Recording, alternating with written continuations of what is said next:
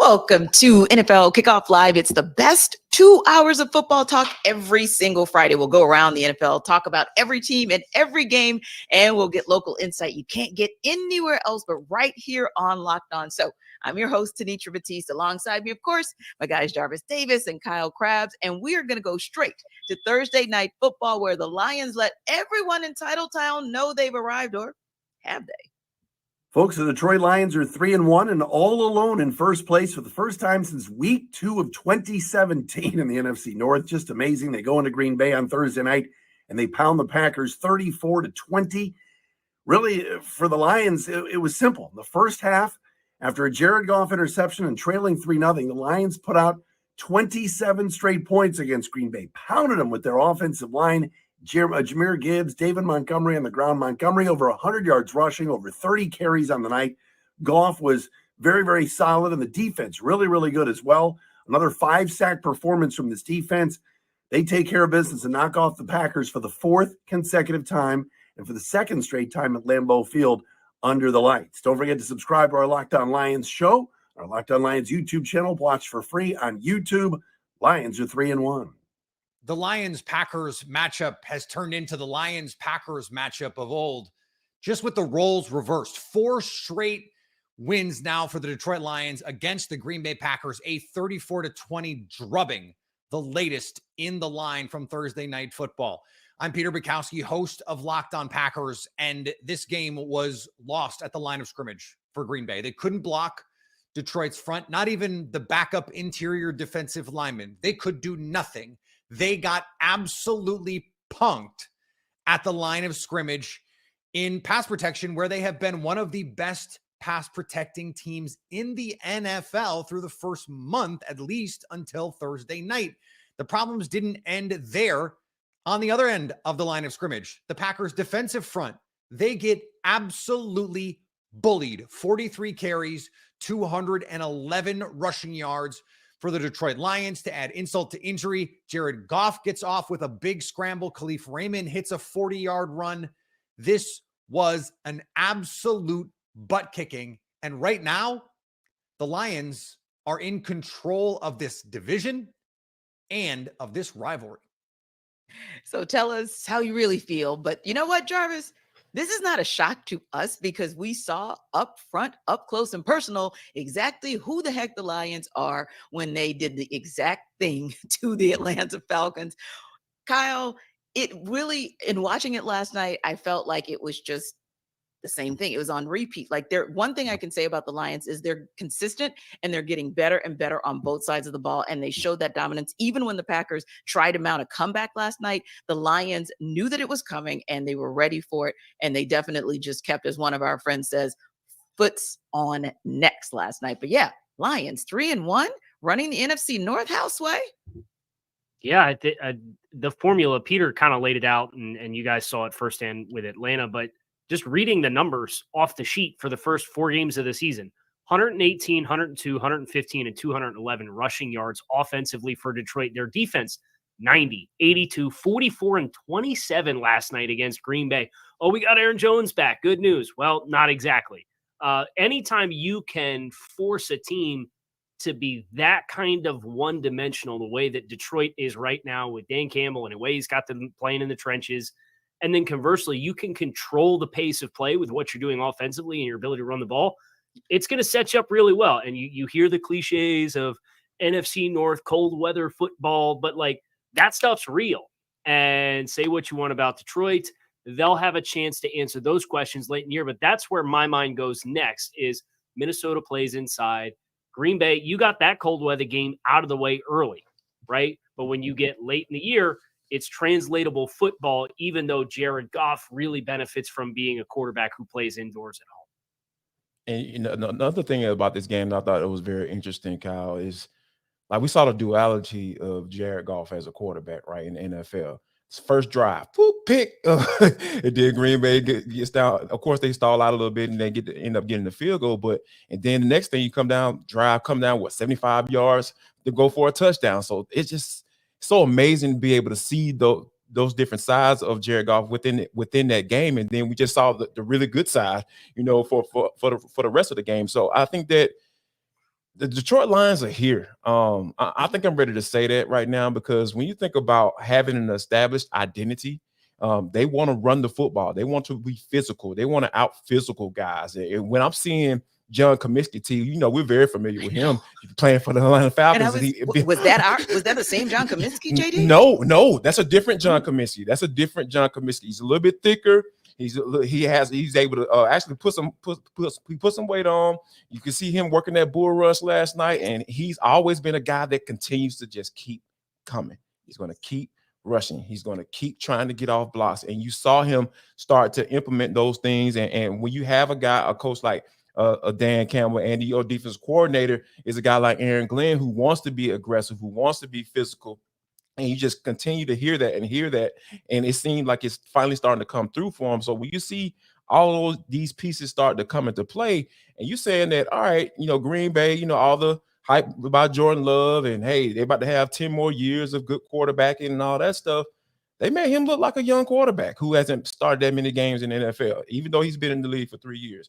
So I think that when you, like you said, you're forcing the teams to do what they don't want to do. You don't want Jordan Love to sit back there and just sling the ball all over the yard, even though he might be capable of that. But you get to the point where you're putting the ball in harm's way. And I think that Detroit Lions have consistently done that throughout this year. And, barring a mishap against Seattle. But I think that those are some of the things that you got to look for when you're talking about, hey, this is the team that's on the rise, and this is the team that everybody should be aware of going forward. Yeah, and I think, like you guys are saying as well, they're playing, and there's two ways I want to talk about this, or just mention it real quick. And one way, when I say that they're playing as a unit, is last night Jordan Love's driving the Packers down the field, right? And you're thinking, okay, they're about to do what they did to the Saints last weekend potentially, and then Jerry Jacobs comes out of nowhere to give that support to the rest of the secondary. He's watching this play, and he sprints over from one side of the football field to another.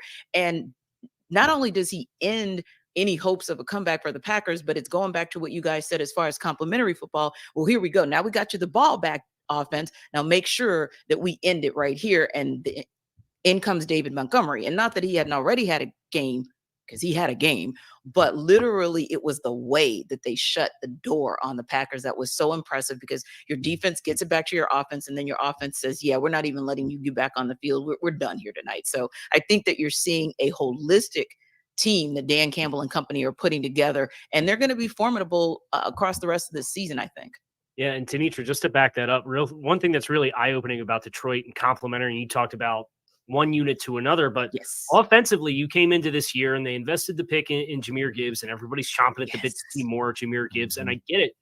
But they have 5 skill players that are averaging over 50 yards from scrimmage per game thus far this season. That includes Gibbs. That includes rookie tight end Sam Laporta. Includes David Montgomery, Amon-Ra St. Brown. So, that was one of the questions was, hey, we had this first-round pick wide receiver, Jameson Williams, who's suspended for the first month and a half of the season. Where they, how balanced can they be offensively? They got 5 guys averaging over 50 yards from scrimmage right now. They're getting really diverse contributions, and Laporta's popping with catch and run opportunities. It's just really impressive to see how they're able to spread the ball around. They're not one of those teams that you come in and game plan against to say, oh, okay, we got to take care of him. We're going to be okay. They've got a bunch of guys right now that are stepping up too. Yeah. And I think that, with Ben Johnson, the way things are going right now, Kyle, he's not going to be in Detroit next year. There is going to be some serious conversations about, we know every year that a head coaching spot might come about. And I'm sure probably it's going to be in Chicago, more than likely. If we're talking about bottom teams, I know we're going to talk about that a little bit later on, but I feel like Ben Johnson is really coaching himself into a situation where he's not going to be able to turn down a head coaching job this summer. Now, you make a good point about Ben Johnson, but Casey, let's talk a little bit about what's going on and where does Matt LaFleur go from here, because there were some questions that came up. And one of the things that you guys mentioned is Jordan Love. And yeah, he is 3 years into the league, but he's not exactly 3 years experientially. And it looked like in every phase of the game, the Lions were ready. They were prepared for anything and everything that the Packers had to throw at them. And so my question is, in terms of what Matt LaFleur has to work with on all sides of the ball, kind of where does he go from here as far as getting his team ready? Because yes, they did come back on the Saints, but let's just be real. They came back on a Saints team that was without Derek Carr for the second half. And Jameis Winston was okay substituting for him, but ultimately speaking, that wasn't exactly 100% Saints team. So yeah, I just wanted to know out of curiosity, we're talking a lot about how good this was a showing for the Lions and how consistently it was a showing for the Lions. But what are your concerns and what you saw with the Packers? Well, I think long term, you're a little worried about what happens now along the offensive line with Bakhtiari going on IR, with him getting his knee scoped. And that's been feels like a 3-year saga at this point. Yeah. And I know they've been without Ogden Jenkins, at least for stretches of the opening stretch of the season as well. They've been dealing with some really adverse conditions for player availability. Christian Watson's supposed to be their big play receiver. He was out there, but he really didn't look great, if we're being honest. I mean, Aaron Jones has struggled with availability right now. A.J. Dillon looks pretty lethargic as a runner. So, like, you need a spark. And you've got all the concern was when you came into the year, you got a first-year incumbent starting quarterback in Jordan Love, who had, like, one previous start, with a bunch of first- and second-year pass catchers in the passing game. You thought that they were going to really lean on this running game. They're not getting it going. They haven't had a game with 100 yards rushing yet as a team. So if I'm Matt LaFleur, how I'm looking to buckle down is I'm looking at what I have. I just lost Bakhtiari as one of the best pass protecting tackles in the game. Let's get physical. Let's use these young tight ends. Let's try to run the ball a little bit. Those are your best and most proven skill players. Let them get the ball and try to find a rhythm. And the good news, I'm just going to throw it out here. They play the Raiders and the Broncos the next 2 games on the schedule. If that's not a get-right opportunity for you, I don't know what is. That's exactly what I was going to say too. Like, well, you got 2 opportunities to reset in the next couple of weeks. So you should really, really make good on them. What about you, JD? What are some of the things that you saw that maybe Matt LaFleur has to go back to the drawing board and kind of figure out over the next couple of weeks? I mean, I think they're just figure out what you want to do on this defensive side of football. Like we talked about all the weapons and everything that you have on the young guys that you have on the offensive side of football. You got a lot of good guys like Carl Brooks. You got guys like Devontae Wyatt. You know, all of those guys that are guys that can get home, they can get to the quarterback. So I think you need to be able to figure out how you can put those guys in situations so they can flourish, right? Not be down, not be down in games so much, because I think that when you get to the point where you're trying to figure out your way on offense, that puts the defense in a really, really bad situation. So I think slowing the game down, like Kyle mentioned, and running the football and getting to a point where he say, hey, let's bare bones this thing. I understand what I have in Jordan Love, but let's just kind of let's slow this thing down a little bit. He can't throw the ball 35, 40 times a game and get you a win. I understand that when you were in situations in the past couple of weeks, you've had to throw the football because you've been down. But I think that they're in a situation where, for the longevity of the team, to not get themselves in a situation where they're losing games or get on a losing streak. I know you got some quote unquote cupcakes game coming up, but you can lose those games if you start to lose yourself and start to try to be something that you're not. And that is, you don't have a veteran quarterback. You don't have an Aaron Rodgers back there that you can count on to sling the ball all around the yard and get you some wins. You have a young quarterback. You got 2 capable running backs. Like I said, I know A.J. Dillon hasn't been who we thought he was or who he's been. He hasn't been that consistent at running the football since he's been in the NFL, but you've seen flashes. It's something there. And then, of course, Aaron Jones is your guy. You got to get those guys the football and figure out a way to kind of slow the thing down so you can stay in games, so you can get your defense to a point where, hey, if the defense got to be out there and make plays and sack the quarterback and get some turnovers, and so we can work with some short fields, that's what we have to do. Yeah. Well, the Lions are going to have an opportunity to show more dominance over the NFC South because, of course, they'll be taking on the Panthers, and then they'll be at Bucks as well. So it'll be interesting to see how they continue to show the dominance that we've seen in them the first couple of weeks as well. Now, we're going to take Kyle back to his happy place in a second when we talk Dolphins Bills. But first, Jarvis will tell you the best way to avoid being hangry after hanging out with us for the next 2 hours. You will never be angry listening to Kyle Krabs, Tanisha Batiste, and myself, Jarvis Davis. I said my name in third person. Yes, I'm speaking in third person right now. But let me tell you about a DoorDash. DoorDash is the place you need to go because, hey, guess what? If you're missing some syrup for your pancakes, you need some ham and for your burger. You know what I mean? Like, yeah, all that stuff. If you need all that, all you got to do is hit up DoorDash because they got everything you absolutely need. So they can get grocery delivery that actually delivers. With thousands of grocery stores to choose from, you'll find the best in your neighborhood and boost your local community with each and every order. So, I know you're sitting there right like, okay, Jarvis, like, what do I need to do? What's the deal? What's the hook? I got the hook right here for you. So get 50% off your first DoorDash order up to a $20 value when you use code Locked On NFL at checkout. Yes, that's 50% off up to $20. No minimum subtotal. Pay attention right there. That's key. No minimum subtotal and 0 delivery fees on your first order when you use the code Locked On NFL. So don't forget, that's code Locked On NFL for 50% off your first order with a DoorDash. Well, I don't know. They could be hangry because sometimes if your hunger reaches your anger, especially if you're a Packers fan, watching the first part of this show, you might be hangry. So you can check out DoorDash after you check out this show to alleviate all that. But I tell you who is not hangry because they are happy and full after last week. That is your Arizona Cardinals fan base because they absolutely made the Cowboys look like cowgirls, if we're just being honest about it. So when you look at them, do you see? We'll talk about that a little bit later. But like I said, we're going to go to Kyle's happy place because we know he's always happy to talk about the Dolphins, and they have a huge matchup this coming weekend against the Bills. Yeah, you have the Dolphins in a position to kind of legitimize themselves. Obviously, they played a couple teams in the Los Angeles Chargers, who were a playoff team last year, the New England Patriots with Bill Belichick on Sunday Night Football, and then they do what they did last Sunday to the Denver Broncos to really kind of catapult their offensive production for the first 3 weeks of a season into like historical stratosphere. But they're playing the Bills, and the Bills are top 3 in just about every major statistical category defensively. So I think that's really where the focus is. Miami is glitz, glamour, touchdowns. There's all this focus on Miami's offense versus Buffalo's defense.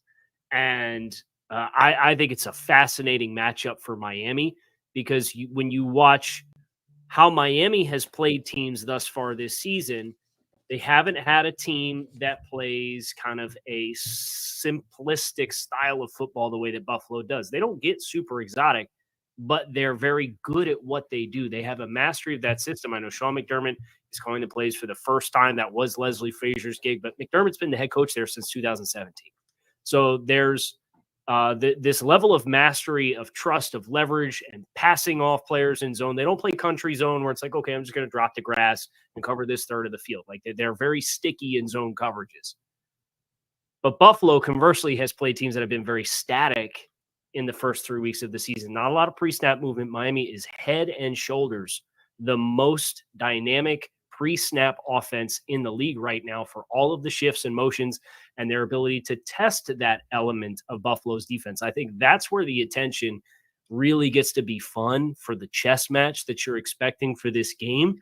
Miami's getting Jalen Waddle back. I would expect both offensive linemen that are probably questionable when the final injury report comes out, and Teron Armstead. And I know he just said in the locker room like 3 minutes ago that he'll be out there. He didn't practice on Wednesday. I would expect Connor Williams plays as well. The Bills announced that safety Jordan Poyer will not play in this game. The Dolphins announced that defensive end Jalen Phillips will not play in this game. So both teams missing a key starter defensively, but I would expect you're largely going to get strength on strength. And the question really is, does Miami's pre-snap administration test the Bills in ways that forces communication breakdowns and allows for some of these explosive plays to still show up on Sunday? And what you saw in the Dolphins last weekend with the total annihilation of the Denver Broncos, really, it looked like one of the most, if not the most complete team in the league, at least through these first couple of weeks. So Jarvis, would you say that when you look at the Dolphins, you feel like they are that much of a complete team? And if they're not the best, they're certainly one of the top 3 so far in the league this season?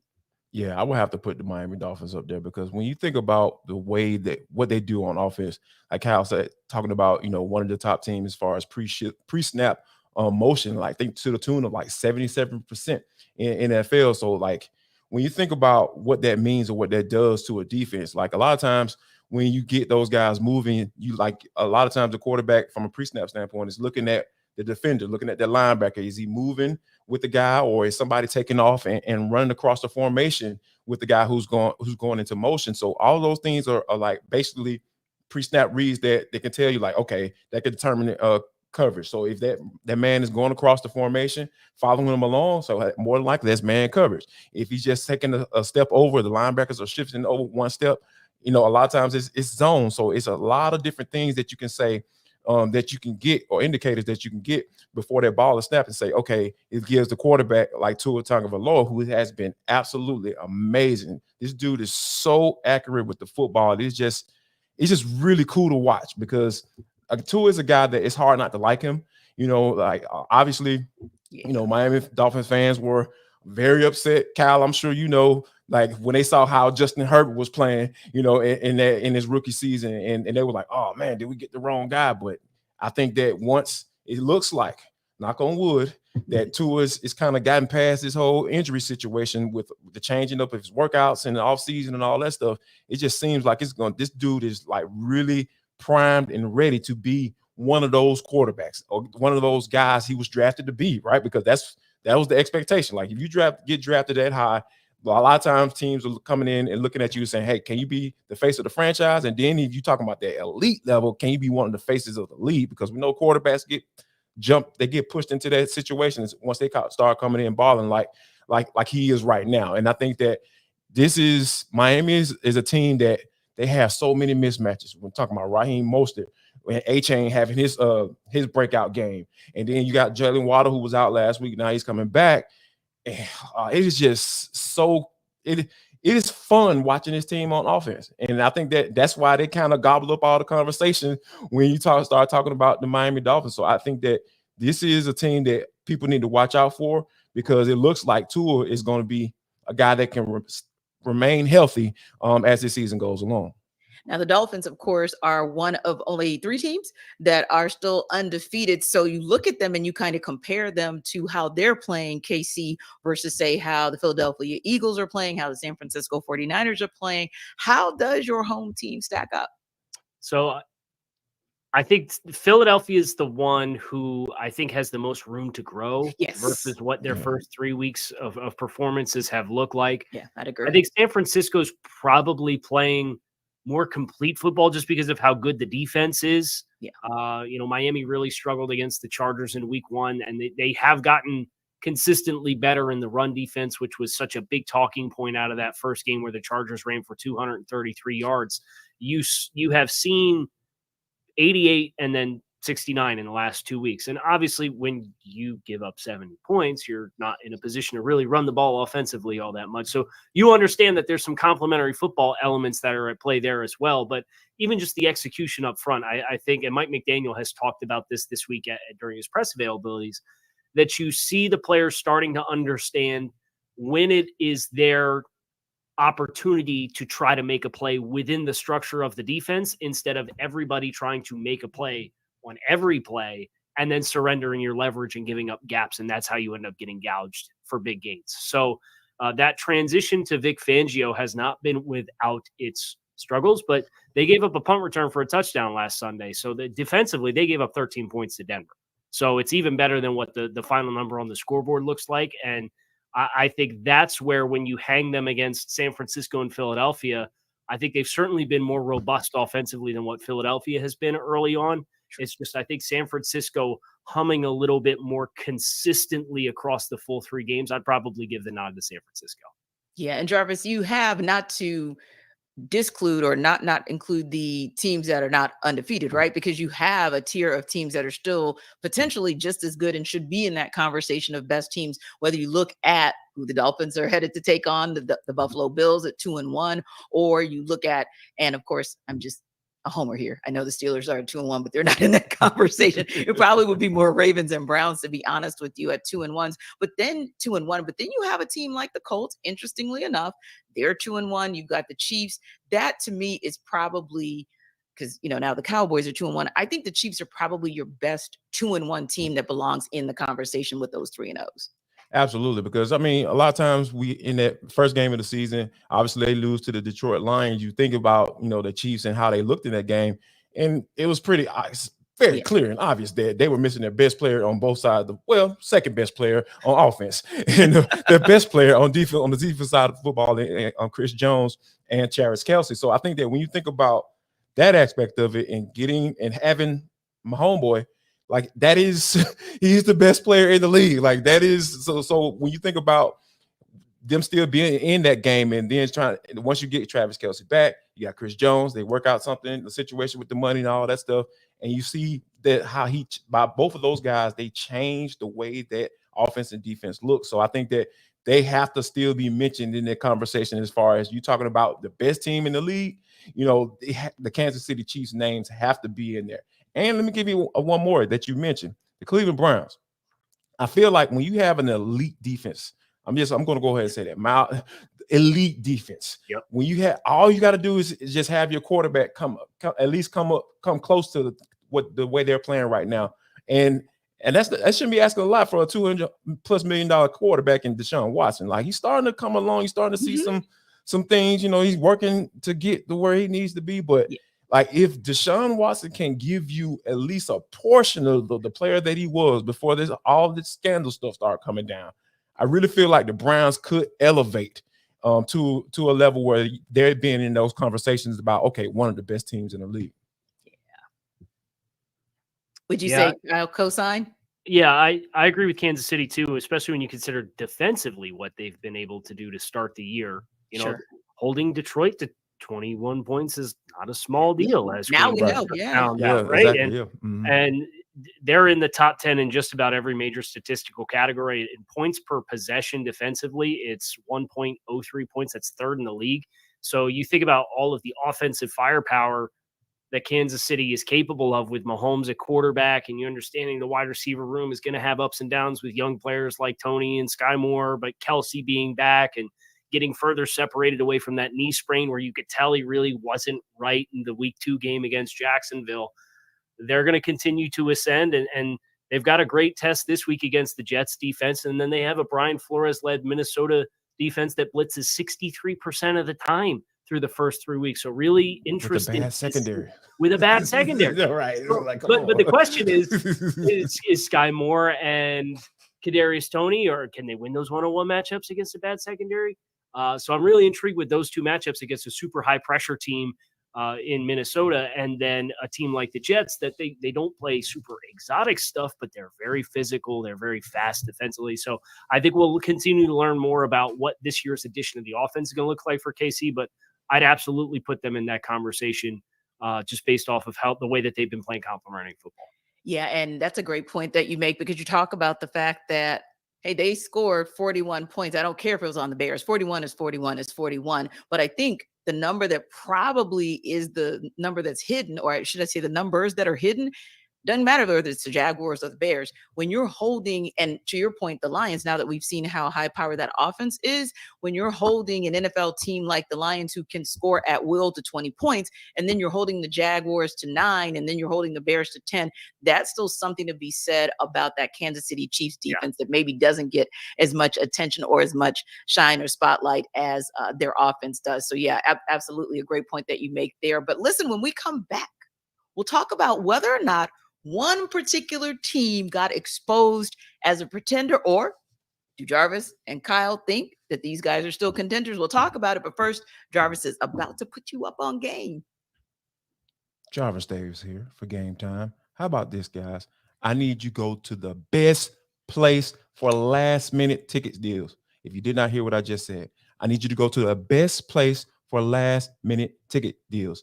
What's the place, Jarvis? Game Time, fools. Let's go. Come on. Forget planning them for months in advance. Like for planners. What? Planners for suckers. Let's go.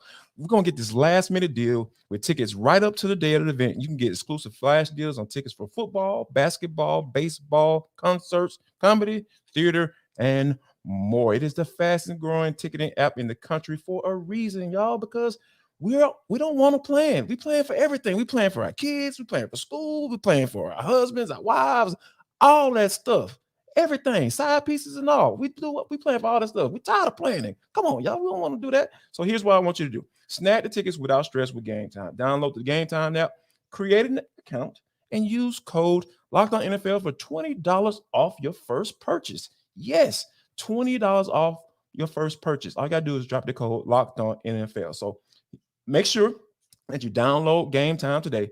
Last minute tickets, lowest price, guaranteed. Well, I guess since you mentioned side pieces, it is cuffing season. So yeah, get your Game Time on, good people. It's the time of year. Let's go. Let's do it. Let's do it. Another time of the year.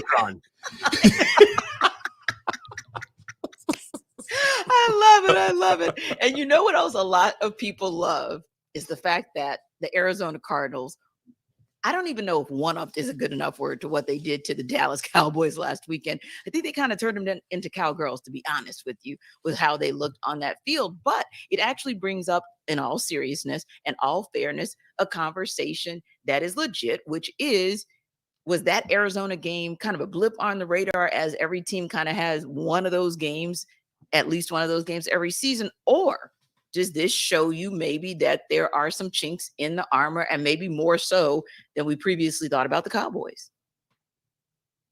For me, they're in the process of this offensive philosophical change, and you get with how much they're featuring Tony Pollard, which, hey, good for you. It's one of the franchise tag running back situations that's working out, where Pollard's maximizing his value thus far, and the Cowboys are getting a lot of run out of him. You know, he's 312 yards from scrimmage. It's leading the team. They are pounding the rock a ton. He's getting over 20 carries per game. But I do look at what they are looking like offensively, and I just feel like they're a little one-dimensional. Like, they need somebody else to step up. Yeah. And that's the concern. And obviously you lose Trayvon Diggs at the end of last week, and it's a big-time gut punch. And I think it showed with how they came out and they played throughout stretches of that game. But I also wonder, was this a trap game for Dallas for their preparation? It felt like they tried to flip the switch once you got into halftime and realized, oh, this team's got a little punch to it. And then they couldn't get back into it.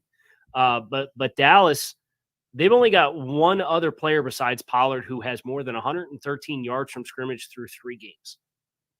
Brandon Cooks was brought in here, and I understand Brandon Cooks missed a game, but they need that extra element to be, I think, more complementary offensively for them to live up to their potential. They played this game without a couple starting offensive linemen. I get that too. But Arizona, from a talent perspective, even without those guys that you played that game with in week 3, shouldn't have been on your level. And I think it's an unfortunate lesson to learn, but if you're going to learn it early in the year, apply it moving forward, and hopefully they get themselves right in a little bit, I think, more dynamic offensively, just because I think they need to benefit from that versus just being this turnaround, give the ball to Tony Pollard 21 times a game and hope CeeDee Lamb makes all the plays for you when you need him to in big moments. And Kyle, that's a great point, because it was something that you talked about earlier. And Jarvis, chime in here when we talked about those 3-0 teams. And we talked about the fact that of those teams, the Eagles are probably the one that's trending up and has the most potential to grow. So to your point, Kyle, if the Cowboys are going to stay in the conversation of trying to get out of the NFC East as a division winner, or at least a high wild card, they're definitely going to have to evolve that offense, but really get it together on defense as well, other than, of course, Michael Parsons. But ultimately speaking, yeah, Jarvis, if they're going to compete in a very competitive NFC and, again, try to get out of their own division, they're going to have to step up their game. And they have to get healthy as well, because when you have 3 offensive linemen being out of your starting lineup, that is a pretty big deal. One, okay, yeah, you're supposed to be able to supplement that. But when you got 3, like that is a pretty big deal. You're talking about 60% of your starting offensive line. So yeah, they still got 415 yards offense in week 3. I mean, I understand that. I get it, but it means a lot though. Like you had Chuma Edoga, a guy who kind of bounced around on the Falcons practice squad for a little while, starting out there at tackle. So those are, you can't ignore that. But I'm not giving the Cowboys a pass. Don't get it twisted. I feel like there is something to the fact that when you talk about, only having one pass catcher, that can make plays for you, or you put the ball in the hands of a pass catcher and they can start working for you. Featuring Tony Pollard like that, is he Ezekiel Elliott? Like, because that's what this offense kind of looks like, because you're getting turned around, handing the ball off to him. You're trying to run that power running game and get that going and all that stuff. But it just seems like this is the Cowboys that we're used to kind of seeing. It seems like Dak Prescott, I think he's a good quarterback. Anybody who want to argue against that, okay, we can have a conversation, but I don't think it's worth having because I feel like the guy is a good quarterback. Yeah. It just seems like it's always something missing with this team. And I'm not sure that this is a situation where we can say the season's going to go off the rails for them. I'm not saying that, but it just gives you a peek into what we can come to expect in these games, that we can say, point at the schedule and say, oh, this might be a trap game for them. This might be a trap game for them. And this was definitely one of those games where say, okay, yes, they can definitely slip up in this game because one, like they were running right at Michael Parsons. Like they were, like it's one thing to have to be, you're behind and you have to throw the football and Levin can just get off and you got DeMarcus Lawrence coming at you behind and everything like that. But to say that, hey, they're actually up, and they got some guys who can kind of get in front of you. They got that power running back and James Conner coming downhill at you and being physical, and they're giving a two-way goals from an offensive play calling standpoint. That defense looks different. And then you got your number one cornerback out.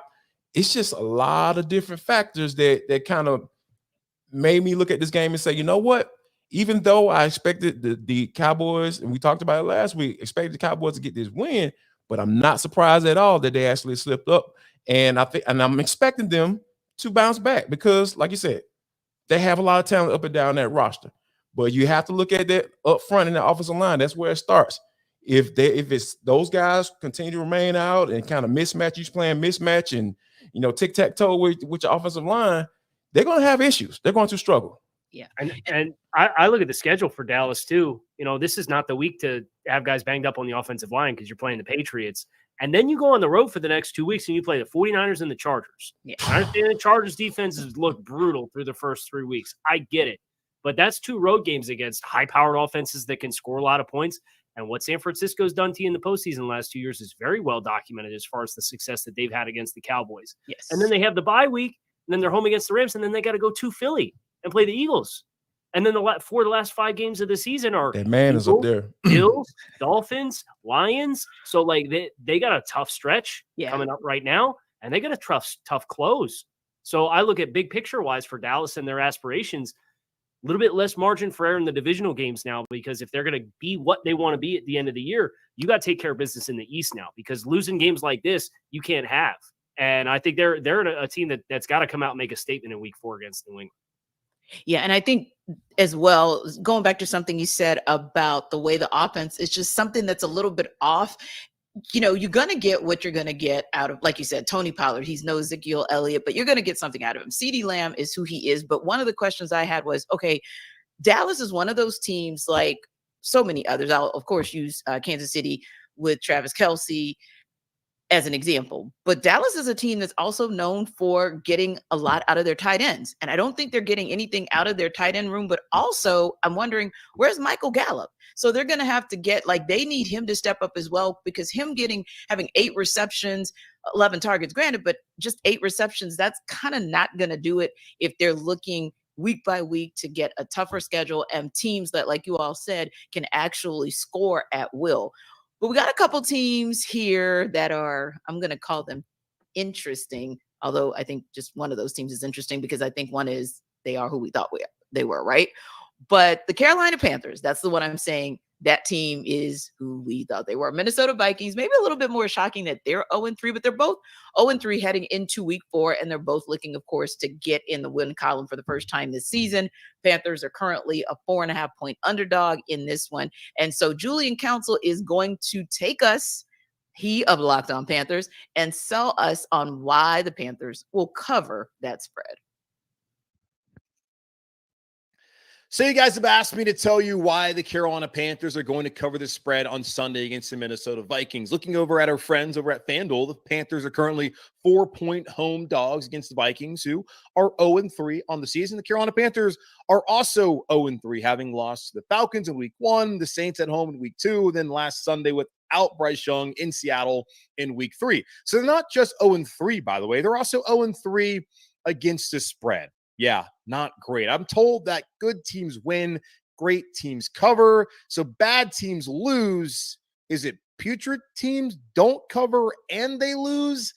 I'm not quite sure what that would be. The Carolina Panthers, though, have not gotten off, obviously, as I just mentioned, to a hot start. But I do think they can win this game on Sunday. Not very many reasons to believe that would be the case, other than the fact that it's the NFL and that it's a week-to-week league and that these are a bunch of one-score games that the Minnesota Vikings this year have been losing. We all knew last year the Vikings winning 13 games was a complete fluke. They were not that good. They needed that massive comeback against the Jeff Saturday-led Colts, and now the market correction has come. Bryce Young, he's back on Sunday. Adam Thielen, DJ Chark, the wide receivers, finally got separation against a bad Seahawks defense. Well, the Vikings defense is also bad. It was bad last year. It's bad this year. Brian Flores is going to try and send a lot of blitzes, and I think they're going to get burned with quick passes like they did last week with Justin Herbert, and the Chargers went into the TD Bank Stadium and beat them. So I think the Carolina Panthers will cover and win on Sunday because the Vikings don't win one-score games this year. I mean, the Panthers have a ton of injuries. There's a lot more reasons to say why they won't cover, but I'm not here to do that. I'm here to spread positivity and joy and tell you why you should put your money on the Carolina Panthers. So you guys asked me to tell me why. Well, there you go. Carolina Panthers, because, the Vikings are the Vikings. All right. Julian almost sold me on the Panthers, but I'm going to let you guys have that. So, like, here's the thing. Like, this is going to be the battle for the bottom of the barrel, right? Like, let's be honest.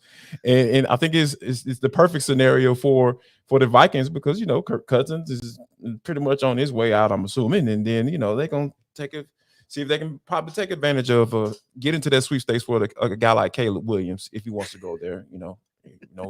He might go back to college and turn down all that guaranteed money. But anyway, yeah, I think though. But for this game, there's no way I really feel like, the Carolina Panthers are going to cover this spread because at the end of the day, the Vikings can put up points. They can't play defense, but they could definitely put some points on the board. You got a guy like Justin Jefferson out there that they can go to work. Kirk can sling the ball all over the yard when it comes to the regular season and no pressure games. This is the type of game where I feel like Kirk Cousins is probably going to throw for about 200-300 yards and a couple of touchdowns, and Justin might catch all of them. So I think that Carolina doesn't have a chance, and in covering that 4.5-point spread. Yeah, I think you make a great point. No. I think you make a great point because we all love Julian and we try to be nice about that. But yeah, you're right. The Vikings have the truth was trying to come out, T. And he couldn't hold it back. Like he threw it in there the last 5 seconds. Well, if you want to throw some money, you maybe possibly can. No. Nope. Like you about to get somebody to lose their doggone mortgage, man. Hey, Kyle, we have a saying in Atlanta, and maybe it's a Southern saying as well, but bless his heart, because I'm not really sure what he was looking at. And one of the other things, just to be honest with you, I don't think that, at least from what we saw in watching the Panthers take on the Falcons, I don't think we saw anything in their secondary that should make the Vikings afraid that they won't be able to score at will, just like Jarvis said. So I don't know. Maybe you saw something, Kyle, or you see something or hear something that we don't. Maybe Carolina's just really banged up. And J.C. Horn, they got Shaq Thompson with the ankle injury out, but both starting guards are out. Bryce Young didn't play last week. He's practicing this week, so sounds like he will be back for this game, like Julian mentioned. But even safety Xavier Woods is out, and so now you got a starting safety and your best corner out against Justin Jefferson. And say what you will about Minnesota, but like JD said, they can sling the ball around the yard. And then you look at it when Carolina has the ball and Bryce Young is a rookie quarterback. Brian Flores was my head coach for 3 years. I can tell you exactly what's going to happen. He's going to blitz the bejesus out of that kid. Yeah. And he's going to keep doing it until you get him out of it. And I just don't think they have the pieces to consistently get out of it. I think they're going to have that protection, swimming, trying to guess who's coming. Flores is going to put them guys up on the line of scrimmage, all 7 guys up on the line of scrimmage, and say, hey, guess which 5 are coming. Sometimes all 7 are going to come. Sometimes 3 of them are going to come.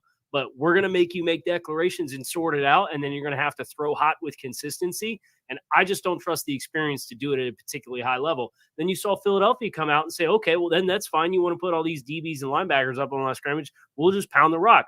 And they paid Miles Sanders $6 million a season. He's averaging 3.5 yards per carry right now. Like, I don't think they have the horses up front to grade in the run game.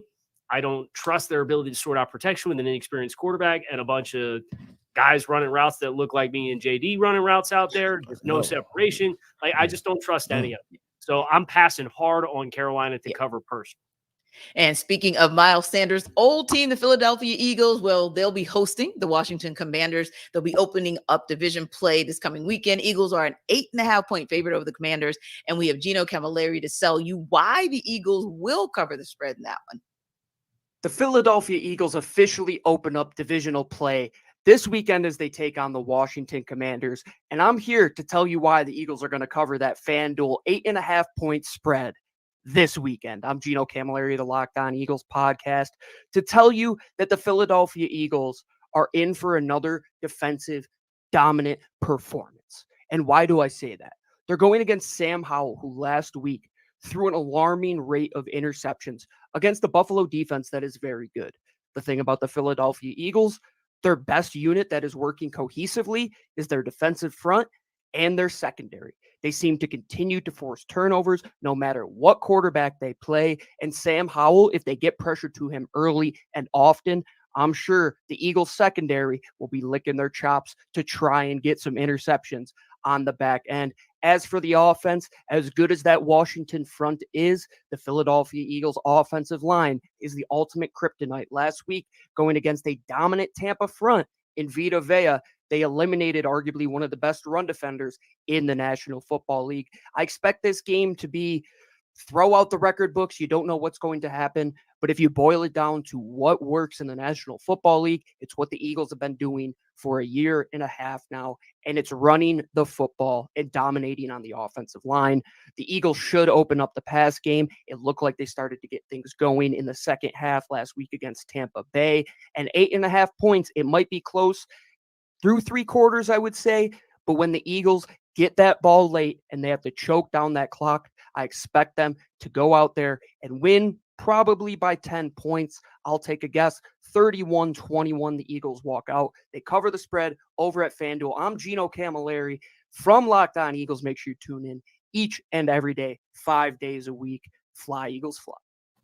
And Kyle, allow me to allow Jarvis to talk about one of his favorite players that gives him the warm and fuzzies because he chooses violence almost every week. And I don't think that we mentioned Jalen Carter and the impact and the effect that he could potentially have on this game. So, Jarvis, I'll let you be in your happy place now. Yes. So let me talk about the most valuable player, according to Spotrac, in the National Football League, Mr. Jalen Carter. Yes.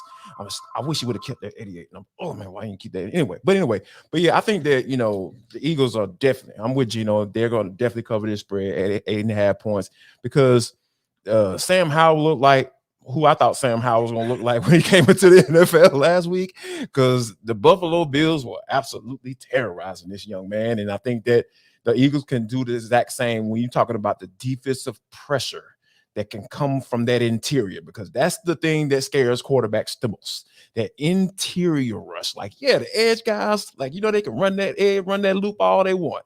All the time, a lot of times, all a quarterback got to do is step up in the pocket. But, oh, my Lord, when it comes up that middle, T, you know how I feel about this. But when you get that pressure up the middle, it does something to a quarterback's psyche.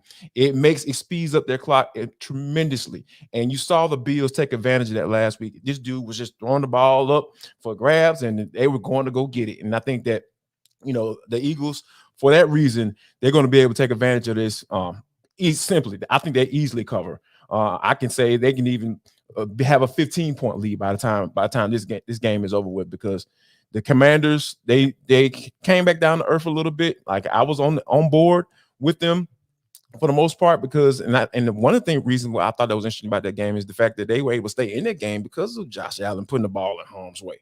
That's the one thing that he can quite dodge a little bit. So I think that with given the way Sam Howell played, and given how, hey, the Eagles being able to put pressure on their guys without sending pressure, and then you can add to that, if you can send that second level pressure, or even a third level pressure, those are some of the things that I feel like they're going to really throw the Washington Commanders off. And I feel like at the end of the day, yes, the Eagles will cover. I'm buying big time Eagles to cover. I mean, 16% of Sam Howell's dropbacks this season have ended in sacks. 16%. Like, that's 3x like a good number at that specific statistic. And look, that the Buffalo Bills are 16-0 5 minutes into the fourth quarter, right? It really snowballed late as they tried to press. I was disappointed Washington didn't run the ball more. I thought they had some good physical runs. Buffalo's got some small edges. I don't know that you're going to have the same success against Philadelphia, but you do look at the second level of that defense, and you'd like to think if you can get big and physical with a big back like Brian Robinson, you can have some success running the football. But if you're just going to continue to drop back and let Sam Howell read these 5 and 7 step drop concepts, Jahan Dotson hasn't been getting the ball. I think he's got like 80 yards receiving through 3 games. It's just not firing as far as being able to read the field. The offensive line's a big concern. I was surprised how poorly Andrew Wiley played in week 3. Just compressing down inside, letting free runners off the edge, searching for somebody to block inside, but the center's stepping the same way that he's stepping down. It was a mess. It was an absolute nightmare performance for Washington, and I think there's too much there to right that ship in 1 week. Your hope is to run the ball and keep it close. And I know Washington played them tough last year. So, like, I know there's familiarity there from a personnel standpoint, a divisional game, and you never know what's going to happen when divisional games end up happening. But I definitely buy Philly to comfortably win this game, just because I think JD made some great points about the pressure on the inside against a shorter quarterback in Sam Howell, who right now is being asked to read stuff down the field and hold the ball. And it's a bad mix. Yeah, and when I look at the New England Patriots, their team that's probably heading into Dallas on the worst possible weekend at the worst possible time, when Dallas is looking to right the wrong from last week. So, of course, they'll face the Cowboys in Big D. Pats are a 6.5-point underdog there. And here's Mike Dabate to sell you on why the Patriots will cover the touchdown spread. Much like Bill O'Brien does with the New England Patriots, Dallas Cowboys head coach Mike McCarthy and offensive coordinator Brian Schottenheimer like to run the football to set up their offense, and they have some effective runners to be able to do it. Tony Pollard is Dallas's lead back, and he can hurt you on the ground as well as catching the ball out of the backfield. Pollard averages 4.3 yards per carry. He's got 264 yards and a pair of touchdowns through the first 3 weeks of the season. But he's not the only game in town for Dallas. Rico Dowdle backs him up, and he's been effective in spot duty. And let's not forget the rookie Deuce Vaughn, who can be shifty and disruptive on situational downs as well. The key for Dallas in establishing the run is their big offensive line, and that line has been banged up in recent weeks. Tyron Smith, Tyler Smith, Tyler Biadasz, Zach Martin, and Terrence Steele are a formidable group ordinarily. But let's not forget that Biadasz, Martin, and Tyron Smith all missed the Arizona Cardinals loss due to injury. Their status is going to be a key storyline to monitor throughout the week, because if Dallas's line is still feeling its injury effects, that could mean a very big day for the Patriots' defensive front. Now, the Patriots are dealing with some injury concerns of their own on the defensive line.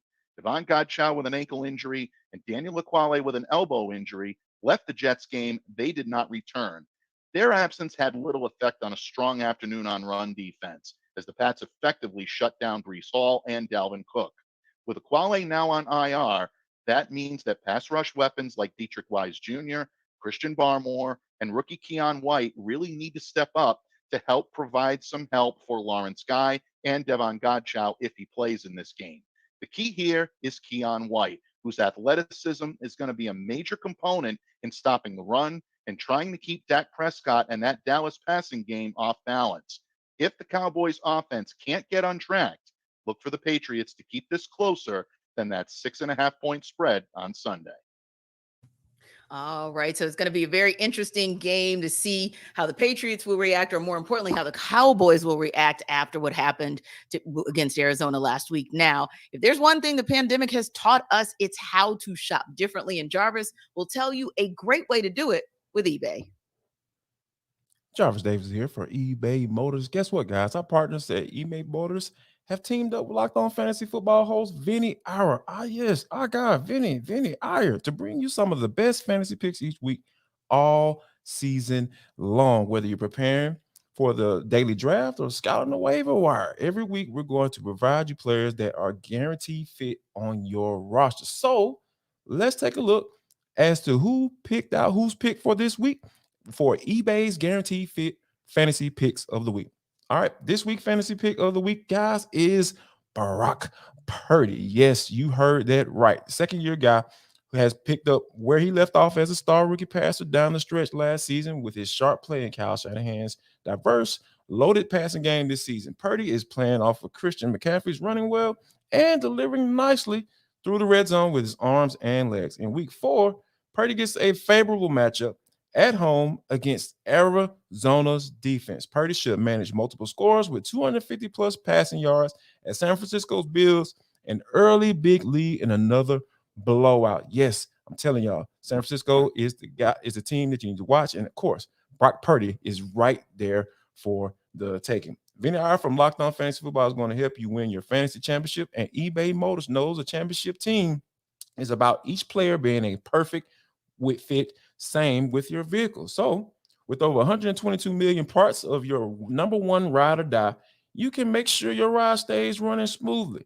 From brake kits, LED headlights, or roof rack, bumpers, whatever your baby needs, eBay Motors has got you covered. So, and with a guaranteed eBay fit, it's guaranteed to fit your ride the first time, every time, or your money back. Plus, at the prices, you're getting out of here with some money in your pocket. So who's not trying to save money right now? So go to eBay Motors right now. Because, hey, I got an old school Buick that me and my brother were trying to restore. Like, I might have to hit eBay Motors up. Y'all got some old school parts? Yes, definitely go check out eBay Motors. So keep your ride or die alive at ebaymotors.com.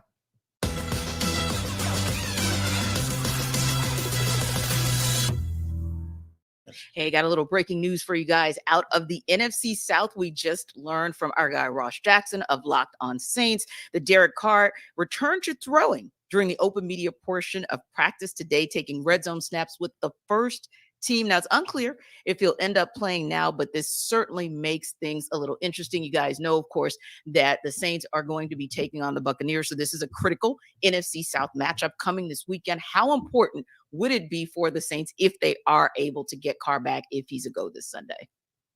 I think one of the things that you have to take a look at, this is the difference between the guy you brought in you paid all that money to come in and try to get a win versus a guy in Jameis Winston who can't seem to stick around as a starter in this league, or who's looked at as a backup quarterback now in this league. So I think that if they're able to get a guy like Derek Carr back, I think it's going to be beneficial to the Saints, because we know how this NFC South is.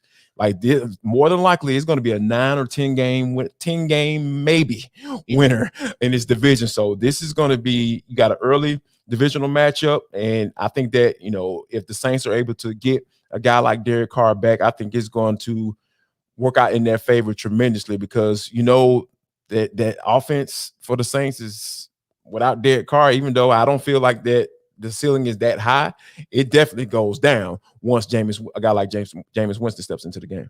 Yeah, KC, when you have a QBR of 54.2 and passing yards of 101, I don't care if you just played or didn't play a full game, that's still pretty abysmal for an NFL quarterback. That's not the kind of thing that's going to keep you in the conversation of possibly winning your division or maybe sneaking into the wild card. So yeah, getting Carr back could potentially give the Saints an even more competitive edge against the Buccaneers, especially when we know that at moments the Buccaneers are kind of showing signs. Baker Mayfield is showing signs of having the ability to make that I'm going to use that term loosely, but make that a somewhat potent offense.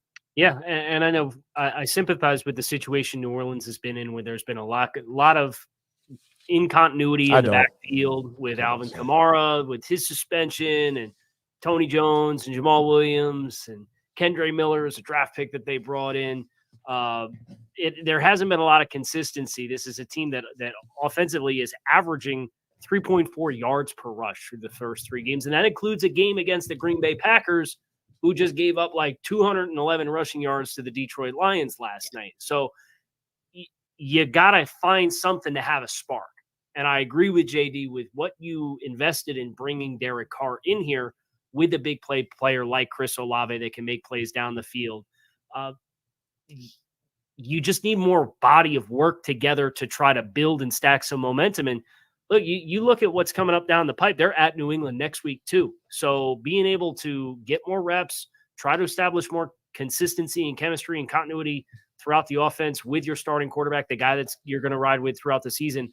I think there's a big picture benefit. And I also think there's a benefit this week too, because obviously the risk reward of Jameis Winston has been well documented as far as ball security goes. And I think it'd be a huge boost to New Orleans for their chances to try to get back in the win column. Yeah, and let's not act like Raymond James is that friendly of a stadium to Jameis Winston. So there is that too. Well, we are now heading to our number 2 of NFL Kickoff Live. Of course, this is the best football talk you're going to get every single Friday. We'll talk you all array around the league. We're going to talk about every team, every game, and of course, just like we talked about moments ago, get you breaking news. And speaking of that breaking news that you're going to hear from me, Tanisha Batiste, along with Jarvis Davis and Kyle Krabs, we're going to talk about some news that hit today for the Los Angeles Rams, signing tight end Tyler Higbee to a contract extension. Guys, that contract extension is a 3-year deal worth $27.5 million, up to $30.5 million with incentives and $17 million guaranteed. And of course, the Rams also opened Cooper Kupp's 21-day practice window to return from IR. So it looks like things are looking pretty good for that team out in LA.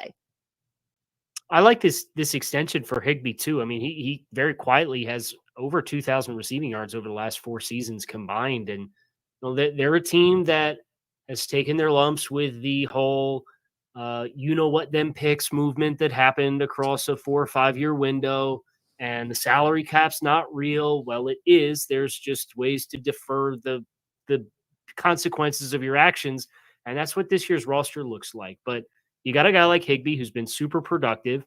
He's still got plenty of life left in the tires. He's only 30 years old for a 3-year window. It's not a super long-term contract. You got to start paying some players and lock them in and have pieces to work with as you take this young nucleus that's here of all these first and second year young players and day 3 draft picks and UDFAs and find out who can play and who can't and have kind of pillars to work with.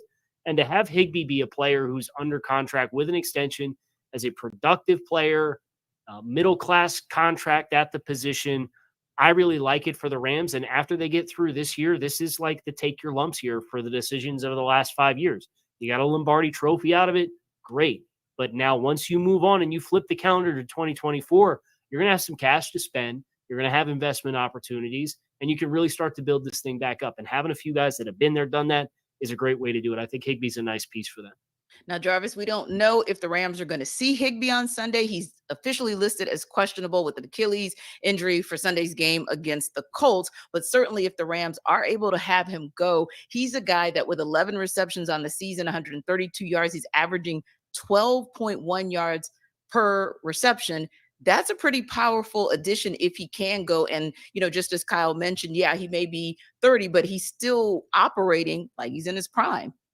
Yeah, I think that, this is good for the Rams. Like, you want to have some stability, for this team. Like Kyle mentioned, like when you think about how they've run, like it's those picks, when you had those, when that's been the moniker that they've been running out here for the past few years, it definitely says something about how they're trying to move forward, right? Because you only can do that for so long. Like, you can't say, forget the salary cap, forget draft picks and all that stuff. You can't do that for a certain amount of time. They did it to get a Super Bowl. It worked out. Now it's time to start building some stability. Now that's when you start locking down some players, guys that have been productive for you. A guy like Tyler Higbee and then Cooper Kupp, like T mentioned, like they're opening up the practice window for him. You can get a guy like that, back into the fold. Those are some of the things that, say, hey, we're starting to build something, and maybe this can be enough for Aaron Donald will stick around for a couple more years because we know how close he's been to retirement. So that dude is an automatic first round Hall of Famer. Like that, as soon as the day he retires, the clock is starting for him to put on his gold jacket. So if you can convince guys that you're trying to build something, you're trying to win another Super Bowl that's sustainable, that you're trying to be a contender for more than just 1 or 2 years, I feel like these are some of the things that you can do by signing your young guys with Higbee and getting some of your guys, like a guy like Cooper Kupp, get him back into the fold to combine with the Puka Nakuas of the world, the Tutu Atwells, all that stuff. Like you're starting to really build something, and you're going to make guys who may be on the verge of retirement, like Aaron Donald, stick around. Yeah. And it may not seem like a big deal or a big matchup for this weekend, but certainly if you can have Tyler Higbee go, and as you get Cooper Kupp closer, but more importantly, if you can have Tyler Higbee go, it's going to be a big matchup for the Colts as they continue to try to build on some early successes this season. But there are a lot of key matchups, starting a lot of division play this weekend. So let's go around the country as teams gear up for some of those games. We'll get updates from an impressive 49ers start to the season, and then some teams who maybe need to prove that they really want to be in it. Let's go game to game.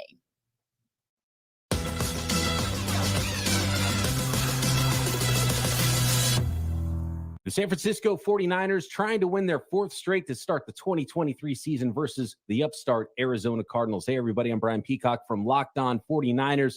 And 3-0 right now, the Niners heading into week 4, 3-0. Seems to be the lucky number this year for the Niners. They've scored exactly 30 points in their first 3 weeks. Can they do it again against the Arizona Cardinals that might be a little bit better than we all expected, beating the Dallas Cowboys in week 3 and really been competitive in all 3 games and could be pretty close to a 3-0 team themselves coming into this week 4 matchup, as Kyle Shanahan pointed out earlier on in the week. The 49ers clearly, though, a more talented team, a young quarterback that's proven to be up to the task, and just talent everywhere. The 5 eligible receivers and runners on the offensive side of the ball, and the marquee matchup here, the 49ers' strength on the defensive line versus the biggest strength of the Arizona Cardinals on their offensive line. Can the 49ers impose their will? Hi, I'm Tony Wiggins with Locked On Jaguars. The Jaguars are headed to Europe to play against the Atlanta Falcons. They're 1-2, and they're limping. The Jaguars are simply trying to figure out how to get back on track, how to get to the point where they thought they were when everyone considered them a Super Bowl contender. They're just not playing like it right now. The trenches aren't doing what they're supposed to be doing. They lead the league in drops by wide receivers. Trevor Lawrence has looked a little bit off, and he looks like he's running for his life just a little bit. I'm telling you, man, it's just not a good time right now for the Jacksonville Jaguars, and they're all looking around at each other, and they're perplexed and trying to figure it all out. Hopefully, a win against Atlanta with a quarterback that's still trying to find his way will get them back on the right track. Make sure you check me out every single day on Locked On Jaguars, where it's your team every day, and we always thank you for making us your first listen. It's only week 4 of the 2023 NFL regular season, but for the New York Giants, this is a big week. New York is 1-2, and save for the final 2 quarters of their come-from-behind win against the Arizona Cardinals in week 2, they have struggled to play the kind of football they need to in order to stay competitive in games, particularly in the first half, where they've been outscored 63-6. On Monday night, they'll welcome in the Seattle Seahawks, a team that's on a 2-game winning streak that has outscored its last 2 opponents 74-58. The Giants, for what it's worth, will have had 11 days to fix those glaring deficiencies on both sides of the ball, and there's a lot they have to fix. But here's the biggest thing to watch for the Giants come Monday night. If they come out flat, uninspired, and sloppy looking, as they have at times throughout the season so far, well, that's a problem that goes beyond the X's and O's, and is one that, should Monday's game result in a loss, could very well be the beginning of the end for the Giants' hopes of making their first back-to-back appearance in the postseason since 2007 and 2008.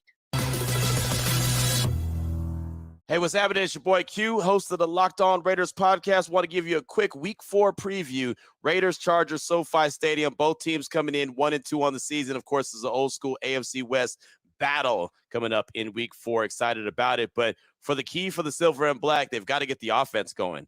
That was one of the strengths of the team, or supposed to be the strength of the team heading into the 2023 year. Jimmy Garoppolo is very familiar with head coach Josh McDaniels, so the offense was supposed to click better than it did a year ago with quarterback Derek Carr. Of course, Devontae Adams is there, Jacoby Myers is there, Hunter Renfrow is there, the reigning rushing champion and Josh Jacobs is there as well. But unfortunately for the Raiders, the offense hasn't been there. There's just has not been any kind of consistency when it comes to the passing game, and the rushing game has not started. So they've got to get Josh Jacobs running downhill. They've got to get him going, showing why he was the rushing champion from a year ago. Without having a balanced attack and having that rushing game, it's going to be very, very difficult for the Raiders to win this one against the Chargers, who are putting up a lot of points. So the Raiders have got to find a way to find their offensive identity, get Devontae, Jacoby, Hunter Renfrow all involved. But it's all going to start with the run game and Josh Jacobs. If that doesn't come along, it's going to be a long day at the office for the Silver and Black at SoFi Stadium coming up on Sunday. For all things Silver and Black, all things Raiders, make sure you check out the Locked On Raiders podcast with me, your boy Q. Guys, I'm going to start with the Giants Seahawks for make the case for our poor producers. Bless their hearts. It's been a rough start to the NFL season for them. And, one of the points that Patricia made was whether or not an 11-day window of time is enough time to restart and reset this Giants team. Do you guys believe that for the window of time that there's been an opportunity to reset them, that they're actually going to be able to do something that gets them in the win column against the Seahawks? I just have a hard time seeing him. that silence, that pregnant pause told it all, guys. But it's so hard. Like when you think about like who they're going up against, like there's something to say about the Seahawks. Like I know that when they're in the space where they look like they're down or they have a down week, they always tend to kind of jump back. And I think that they kind of get back to their roots about being able to run the football. And we know the Giants, they kind of struggle against that. Like they struggle against that. And then with all the injuries that you deal on the other side of the football, when you're saying like, okay, can you get healthy enough? Is Saquon Barkley going to be ready to make that jump and do what he needs to do, or what he said that running backs deserve to be paid to do? Like, I want to see that. I want to see him, be able to do that. But I don't think he's going to be capable of doing that, in this matchup. So I really feel like the Giants are in a space where they're in really bad space right now, because Daniel Jones got his money and he's been up and down. Like, there's just no consistency with this team. So I really feel like the Seattle Seahawks are the team that I trust a little bit more, even though they have a guy like Geno Smith at quarterback. We saw last year he was making a decent case to be at least in the conversations for either comeback player of the year or MVP type candidate. The dude was just playing lights out last year. So I think that with Seattle, what they'll be able to do to be able to run the football, and as long as Geno Smith can take care of the football and keep the ball out of harm's way, I don't think the Giants have a chance in this one. So we got to start forcing some turnovers defensively. The Giants do not have a single turnover through the first 3 weeks of the season. They are getting pounded in the run game on a weekly basis. 122 yards against Dallas, 151 yards against Arizona, 141 yards against San Francisco. So you're getting run on. You can't turn the ball over. It's a really, really bad mix. You have less than 175 yards of offense in 2 of your 3 games so far this season. It's bad. And Darren Waller was supposed to be the fix-all for the skill group. It hasn't materialized. Saquon Barkley's missed a game, obviously dealing with the ankle injury. And I get Andrew Thomas didn't play in their last game too. So that's a bad mix, especially when you're going against San Francisco. They had some personnel issues that I didn't think they even touched this offseason. And I don't know if that's because they made the playoffs, because they went 9-7-1 and then won a playoff game against Minnesota, and we thought we were something that we weren't. So we try to just build on what we had. But if you're going to turn it around, you have to start playing dramatically better defense, which this is supposed to be the strength of this team. You look at the roster that they have, it's the defensive interior, and it's Wink Martindale and that super aggressive system that they have. And it just has not been there. Now, I think you can look at personnel on the defensive side of the ball and say, okay, like we can maybe get the light bulb to turn on, but I don't see the reinforcements coming offensively that are going to help this team. And Seattle has always been a team that has wanted to just come out and punch you in the face and pound the rock. And they're missing their offensive tackle and Abe Lucas, who's on IR. So they're not going to drop back a ton. They're going to want to play forward. And I think that's even more bad news for New York. Yeah. And you look at a team kind of switching gears to the AFC West, another intriguing matchup, Raiders versus Chargers. And it kind of, for me, it's the Raiders are the intriguing part of that matchup mostly because I'm thinking about, and you guys just talked about it, Saquon Barkley being a guy who was on the end of that holdout. Now it's injuries and it's just been kind of like an up and down iffy. Feels like the same thing for Josh Jacobs, right? Like just can't get right, can't get going. Ever since the holdout, you're talking 45 carries, 108 yards, 2.4 yards averaging a carry. But also, of course, the news that just dropped about Chandler Jones and the fact that he's away from the team because he's been arrested, and Jimmy Garoppolo is questionable because he's still in concussion protocol. So the Raiders are an intriguing situation. And of course, the Chargers to me, they're intriguing because you just never know which Chargers team is going to show up. And you never know if the good Chargers show up, how long they're actually going to show up. So yeah, that's another one of those. Not only is it interesting or intriguing because it's a divisional matchup, but this might have big implications because both of these teams on different levels and for different reasons are trying to figure it out.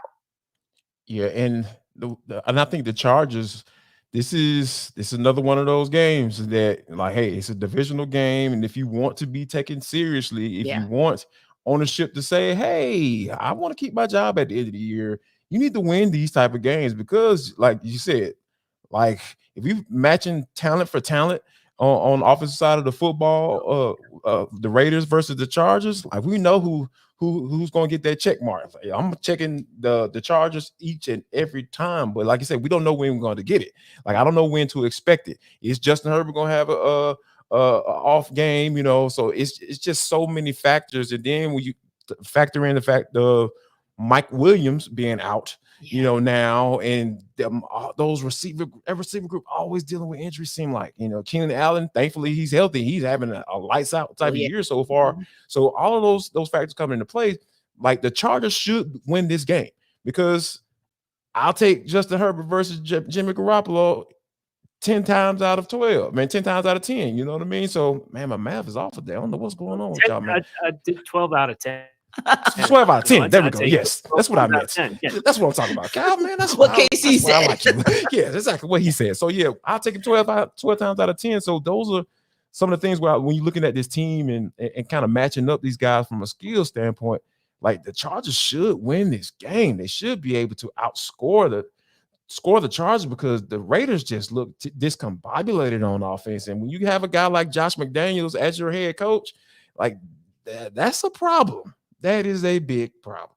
Yeah, and you're right. The Chargers can absolutely score 34 points week one. Of course, it was a loss, but still 34 points nonetheless in week one, 24 in week two. And of course, in week three, they were finally able to crack the code, scoring 28 points and getting a win. So their first three games, up and down, interesting. We don't know. But speaking of three, we'll talk top three in just a minute. But of course, Jarvis has got to tell you guys once again why, after you wrap up watching another great edition of NFL Kickoff Live, you should check out DoorDash.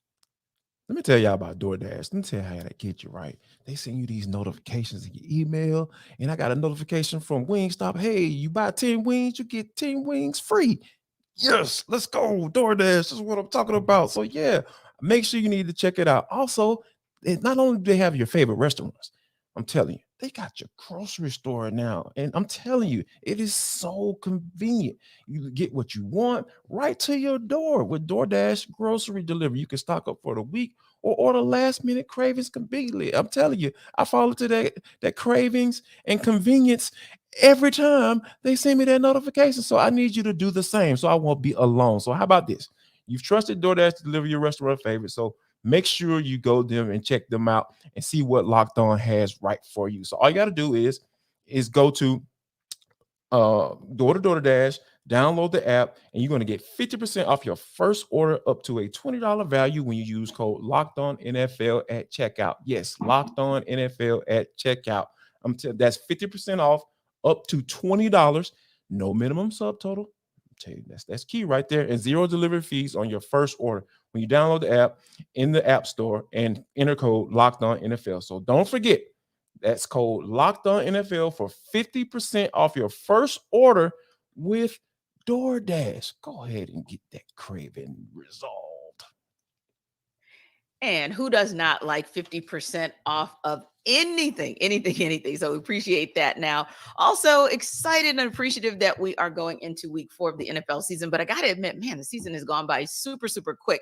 Now, there have been some players that we've had our eye on from day one, but we've also kind of changed players from week to week. So I'm curious to know, as we head into week 4, Jarvis, who is maybe that one player that you want to watch, and why are you looking to see what he's going to do this weekend? I'm going to watch Deshaun Watson, because they have a divisional matchup against the Baltimore Ravens this week. I talked about earlier about how elite this defense is. Yeah. They have the opportunities to really get off to a really good start in this division and continue to show that, hey, this is Kevin Stefanski deserves to keep his job. I'm trying to fire everybody this week.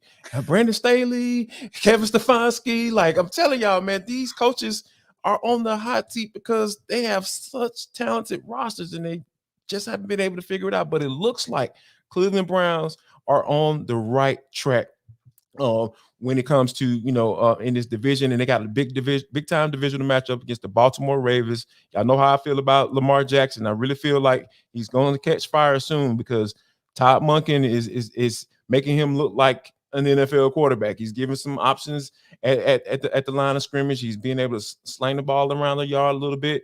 He doesn't have to run the triple option and stuff and like that anymore. And I really feel like this the Deshaun Watson has the opportunity to be able to say, hey, we're here in the AFC North, and I know we've been bottom dwellers, but hey, this year we're going to make some noise. Who are you looking for? A good performance, a breakout performance, a next man up performance from Kyle? I'm keeping it in the same game, and I'm looking at the Baltimore Ravens passing offense with Zay Flowers and Lamar Jackson, that combo. Yes. So Odell Beckham didn't practice today. Rashad Bateman didn't practice today. Ronnie Stanley didn't practice today. You got your top 2 pass rushers didn't practice today. Marlon Humphrey didn't practice today. Like, Baltimore's hurting going into this game. It's a really big game. And JD talked about just how good, statistically speaking, the Browns defense is. They are averaging 3.2 yards allowed per play defensively through the first 3 weeks. Like, crazy good. They're 3-0 if the Browns offense doesn't give the Steelers 2 touchdowns on that game that they played earlier this season. They've allowed 1 passing touchdown through 3 games. So if Baltimore's going to win this game with the injuries that they have, it's got to come, in my mind, Lamar, step up, have the big breakout game, right? They have changed how they play, and yet he's averaging about 203 yards passing per game. I think over the last 2 weeks, he has 1 completion further than 15 yards or 20 yards down the field. So let's find some chunks with this explosive dynamite wide receiver that you invested in. And then in the red zone, Zay Flowers has 5 targets in the red zone, and he's caught 4 of them for -6 yards. We got to find a way to take advantage of those targets with this key player that you had this vision for, that you drafted, and to get more production in the scoring area. So that, for me, is the matchup against Cleveland. If you get down in the red zone, you can't settle for 3. You're going to have to score touchdowns. And it's going to have to be, in my mind, because of Lamar Jackson and Zay Flowers. Yeah. And this will be a weird one because, of course, Kyle, Jarvis, and I cover the Atlanta Falcons. But we had the good fortune and the good pleasure to be covering them when they drafted Calvin Ridley. And Cal Ridley was a media favorite. He was a fan favorite. And of course, we know the gambling situation and things kind of went awry. And then he had the opportunity to have a new start with the Jacksonville Jaguars. And so far, it's been a pretty decent year for him. 13 receptions on 26 targets, 173 yards, a touchdown. So I'm really interested to see how that's going to go against his former team. The secondary for the Falcons, we'll say they've been, how would we say? We'll call them solid. And at times there's been some greatness, obviously, from Jesse Bates III and from AJ Terrell, but it's still a secondary that I feel like, whoa, Calvin Ridley could still do some special things this weekend. And Cal Ridley, we've seen him before in action do special things. I think he's getting off to a fairly decent start, especially against a Jacksonville Jaguars team that goes up and down on how they look on offense. So I'm very intrigued to see what's going to happen, albeit across the pond this coming weekend against his former team. Now, there are some can't miss players that you guys just talked about, that I just talked about, but also some can't miss games this weekend, some games that we'll definitely have our eyes on. You guys kind of teed it up earlier, so let's go back to it. The Cleveland Browns. The defense has held strong against every opposing QB they have faced. And of course, that's courtesy of Myles Garrett. He is always causing issues for the likes of Joe Burrow, Kenny Pickett, Ryan Tannehill. This Sunday, he's got Lamar Jackson. Can the Baltimore Ravens offense stand up to this Cleveland D? Well, first of all, Kevin Oestreicher of Locked On Ravens and Jeff Lloyd of Locked On Browns are going to break it down. Then I want to hear from you guys about it.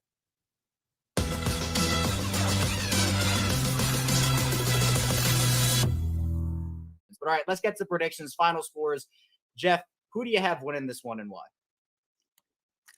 I just think things are going really, really well for the Cleveland Browns right now. Obviously the advantage of playing this one at home, coming off the momentum of a huge, huge victory against Tennessee at home after the loss in Nick Chubb, basically circling the wagons, getting to see the best of Deshaun Watson in a Cleveland Browns uniform.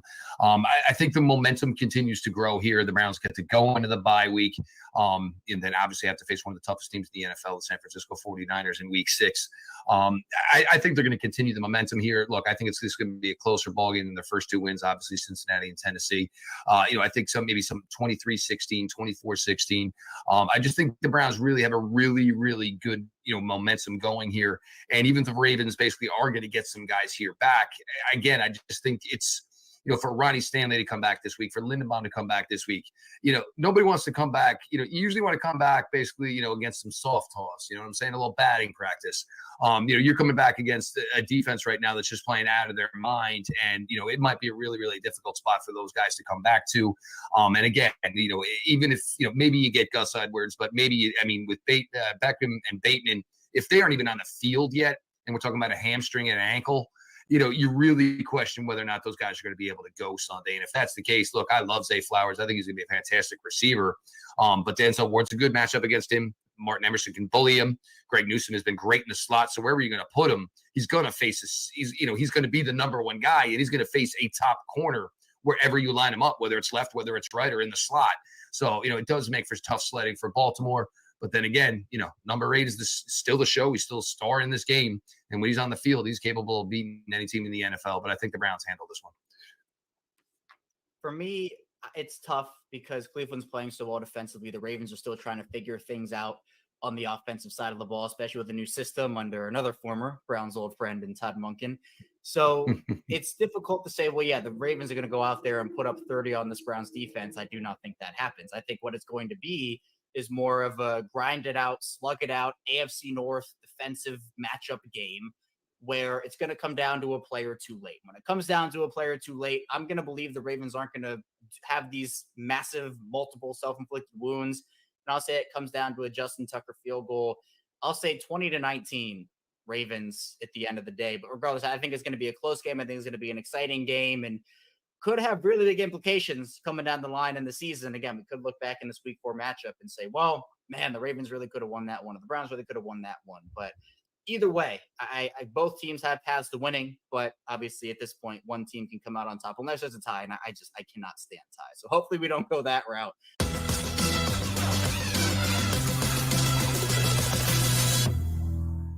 Yeah, teams in the AFC North would rather destroy one another than tie. That's just not what they do. But oddly enough, 3 out of the 4 teams are 2-1, including these 2 teams. So, man, this is going to be some type of matchup this weekend. Yeah, the quarterback matchup is going to be something. I really feel like, we talk about Deshaun Watson and Lamar Jackson, like the new system in play, and then Deshaun Watson with all the expectations and a $200 million contract. It's just so many factors that come into this game. 3 teams in it, 2-1, and the Cincinnati Bengals are 1-2. Who saw this coming? Like, who saw that coming this early on in the season? So I really feel like this the type of game that you're going to look back like the guy started to talk about. You're going to look back at this game and say, you know what? This was when fill in the blank said that, hey, we're going to try to take this division. And I really feel like the winner of this game, no shade, T, Pittsburgh Steelers still, it's hard for me to get on board with them right now. So I really feel like the winner of this game can really say, you know what, we're the front runners in this division. We are the team that can take this bad boy, thinking big picture going forward, and say, you know, this is when we plant our flag and say, you know what, AFC North is ours today after this game. And Kyle, you know what else makes this such a critical matchup? The fact that, to Jarvis's point, Steelers are probably more the pretenders. These two teams are probably more the contenders, with the Bengals potentially being a contender as well. Somebody's got to win the division, but it's going to be very difficult if you don't win the division to try to get into the playoffs on wild card. So when you look at those implications, that makes it, to me, even much more of a critical game to win at this juncture. Yeah, and what's really interesting for all the praise that we've heaped on Cleveland for their defense, Baltimore second best yards per play in the NFL at 4.1 yards per play. Quietly, so I mean, Mhm. let's go ahead and lean into the under. We're used to that though, right? Like that's not anything new. Oh, Baltimore Ravens defense good? Cool, yeah. All right. Sun is rock. Sun is yellow. Lots of defense. I think this is really going to just come down to who commits the self-inflicted wound that costs you the football. Yeah, indeed. And that's the worry, I think, with Baltimore having so many guys that are banged up. The question is, are you going to press in that situation? Yeah. And that, to me, I think is the deciding factor in the game. I'd like to think I can trust Cleveland at home. They can still have the ability to run the football, but it's just those bonehead plays from Deshaun Watson can't be here this week, because this is a game where I think it's going to be margins that are going to decide who wins. Yeah, AFC North ball is always a margins type situation. And like you said, it's usually whoever wins the turnover battle or whoever has that ball late in the game. I always feel like last possession pretty much wins these battles in the AFC North. So when we come back, we will catch up with our personal kickoff live rockstar. But first, Jarvis is about to put you up on game. Hey guys, guess what? It's Jarvis Davis here for Game Time. You tired of planning? I know you are, because who likes to plan? You get to you have to plan all the time in life. When it comes to your job that you don't like, or that doggone side piece that just keeps bugging you about taking you somewhere, trying to get seen in public. Yeah, I don't want to see you in public. I don't want to plan for that. How about this? I'm going to go to Game Time app, because this is the place to go to for last minute ticket deals. Forget planning in advance. You can get exclusive flash deals on tickets for football, basketball, baseball, concerts, comedy, theater, and more. I'm telling y'all, man, y'all need to go to this Game Time app right now. It's the fastest growing ticketing app in the country for a reason. People are going there and they use it for all the last minute deals. So here's what I want you to do, guys. Snag the tickets without stress with Game Time. Download the Game Time app. Create an account. Use code LOCKEDONNFL for $20 off your first purchase. Yes, that's $20 off your first purchase by using the code LOCKEDONNFL. All right, I'm telling you. All you gotta do is create an account, redeem code LOCKEDONNFL for $20 off. You can make her quiet. You don't have to worry about her bugging you to take you somewhere. All you gotta do is go to the Game Time app for last minute tickets. Download Game Time today. Last minute tickets, lowest price, guaranteed. Ah, that pesky side piece. She won't leave you alone. I'm telling you. Just won't take her leave you somewhere. alone. And you know who won't leave us alone? Ross Jackson and his Ross Jackson faithful. So he, of course, joins us every single week. He's been on the Dolphins since the start, Kyle. He has. But is there a new favorite for the first pick in the NFL draft going in that other direction? We'll get into our Ross era with this week's Jackson 5.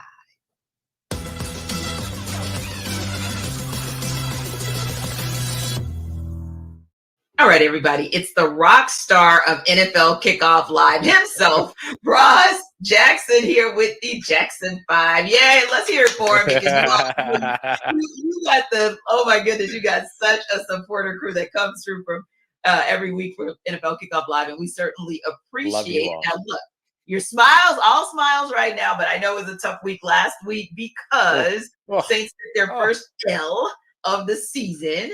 And so, yeah, but I guess you're smiling too, Ross, because the good news is Derek Carr is not down for the season. And it really did look pretty, it looked pretty dire at first. So I think that's a good thing, but could be a little bit of a conundrum, because you could just decide Dennis Allen will have to make a decision. They'll have to make a call. Jameis Winston, Derek Carr. Who do you think, with some of the intel that you've gotten so far this week and what you've seen at practice, who do you think is the start? Yeah, at this point, I think going into this week's game against the Tampa Bay Buccaneers, the Tampa Bay Buccaneers will see a very familiar face at New Orleans Saints quarterback, and that will be Jameis Winston. I think that's the way that the Saints are going to go here. It's the wise decision to make. Look, you got away without the big serious injury for Derek Carr last week. The offensive line has not been great here in the city of New Orleans. And so with that being the case, I don't know that you really necessarily want to rush a healing Derek Carr back out on the field. But I will tell you this, if Derek Carr feels like he's not going to cost the New Orleans Saints anything being out on the field, and the New Orleans Saints agree, I wouldn't be surprised to see Derek Carr out there, but I do think it will be Jameis Winston this week. Yeah, I think so too. And there were moments where Jameis had some solid quarterback play. And when you look at what Tampa Bay did against, now, albeit the Eagles, but there are ways to stop that offense. There are ways to neutralize that offense. And then it would just be up to the Saints to be able to provide some offense as well. So it's going to be interesting to see. We'll certainly be watching as two correspondence reporters who cover the NFC South. Now, speaking of going south, let's go to South Beach. You picked the Miami Dolphins as your Super Bowl dark horse. Are they more than a dark horse after hanging a 70-piece on Denver last week? Let me tell you something. If I walked into any restaurant in the world and said, let me get a 70-piece, they would send me out. And Mike McDaniel said, give me my 70-piece. And I love it. I love it. I don't think at this point I was right to call them a dark horse. I think at this point they're a contender, right? Like, this team has been remarkable all season over the course of these first three games. And it's not just the 70 points. It's the 726 total yards. It's the defense balling out with Vic Fangio's scheme and system that's working really well for these players. It's a good example of a collection of scheme and personnel and how the two things can work together on both sides of the football. I think that this Miami Dolphins team right now is one of those teams that is a team to beat in the NFL, along with teams like the Philadelphia Eagles and the San Francisco 49ers. So it'll be interesting to see because, of course, the Dolphins have their biggest test so far this season. They're going to be at the Buffalo Bills for week 4 now. All the talk this past week, no matter the case that the Chiefs put up 41 points and Travis Kelce looked like the stud that Travis Kelce is at tight end, the whole world was looking to see what his, I don't know, is she his BFF? Is she? They're hanging out. I don't know. They're hanging out. Taylor Swift fans. Yeah. You're learning about this guy that nobody knew about. Travis Kelce, this Travis Kelce guy. Whatever, man. What are your thoughts on this whole Taylor Swift thing and the fans kind of coming over and discovering the NFL? Look, that's probably my favorite part about it. I love the influx of new NFL fans. We're watching not the New Orleans Saints. See how used to that I am. We're watching the NFL, the National Football League, go through all these different types of, ploys to get a younger audience. Games on, children's television stations. They're doing a claymation game for the London matchup on Sunday. All these other things. And has that worked? We don't know. There's no reported numbers on whether or not that's worked. But you know what has worked? Taylor Swift. Taylor Swift shows up to one game. All of a sudden, the Chiefs are selling 3 times their capacity or 3 times their usual ticket sales. The New York Jets Stadium, which has been a team that's in shambles right now, they're selling out because they hear that Taylor Swift might be at the game in the press box. It's incredible. And so I say the more the merrier. I don't care where you come from when it comes to developing an NFL fandom. I just hope that you develop that fandom, and I say welcome Swifties. Yeah, it's exciting to watch her. Boy, I tell you, the Bears, Broncos, Vikings, and Panthers probably wish she would come to their games and somehow bolster their fan base too, because they're all winless and they're facing off with one another this week. So which 2 teams will finally get in the win column? Which 2 teams stay in the loss column?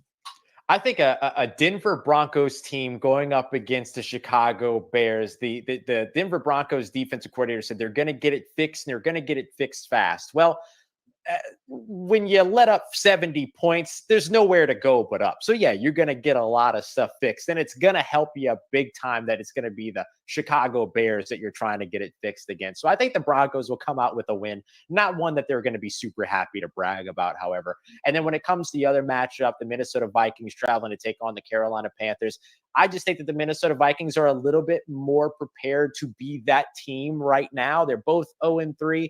It's a little bit more surprising to see it from Minnesota than it has been to see it from Carolina. No shade at Carolina, new coach, new quarterback, all those other things. Had to start Andy Dalton last week, seen that movie before. I think that when it comes to that matchup, I think the Minnesota Vikings will walk away with the win. And that's pretty big when it comes down to some things for the Chicago Bears and the Carolina Panthers moving ahead. Yeah. And speaking of surprise performances last week, had to be the Arizona Cardinals, because everyone thought Dallas Cowboys were going to walk away with this big win because Cardinals are the worst team. But I don't know, kind of where is your radar for them still getting that first overall pick after they showed up and showed out against Dallas last week? First of all, I want to pat myself on the back a little bit, because a couple of weeks ago I said that the one thing that the overreaction I didn't buy into was the Dallas Cowboys being good. There you go. Here we are. I think right now, if I'm shifting that first round pick meter, I'm kind of getting a little bit more firmly locked in on the Chicago Bears. Here's why. Not only are the Chicago Bears bad and therefore could end up with a first round pick themselves, but they also own the first round pick of the Carolina Panthers, who are also bad. So they have two chances to get that number one overall selection. So I'm starting to look over at the Chicago Bears a little bit with a side eye. Yeah, they are absolutely a clusterfuffle. They are hot garbage. They are a hot mess. I mean, whatever term you use could not be strong or too strong to describe the Chicago Bears. Okay, we got Swifties, and when you guys come back next week, we're going to have a name for the Ross Jackson faithful as well. We appreciate you guys stopping by. We'll see you next week on the Jackson 5.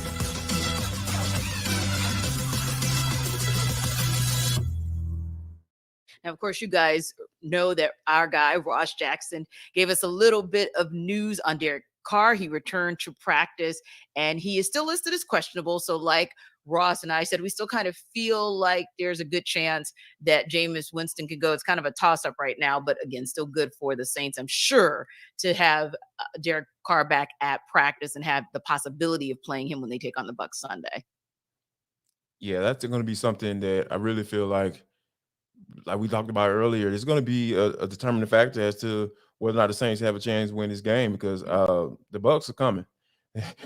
Like they are coming up front. Like they are so strong up front. Like that's why they're able to keep a guy like a Baker Mayfield, who's the quarterback, keep him in games. You know what I mean? So I think that so he can make plays when the opportunity comes his way. So yeah, if Derek Carr doesn't play and Jameis Winston is the starting quarterback, I feel like that's a win or loss type situation. So if Jameis is at the quarterback, he's going to put the ball in harm's way, like he's been doing, and unfortunately love Jameis as a guy, as a person, but this is the type of that's how he plays. That's who he is, and that's why he's no longer with the Tampa Bay as an organization. So I really feel like Derek Carr potentially not being in this lineup is going to be the big key for this game.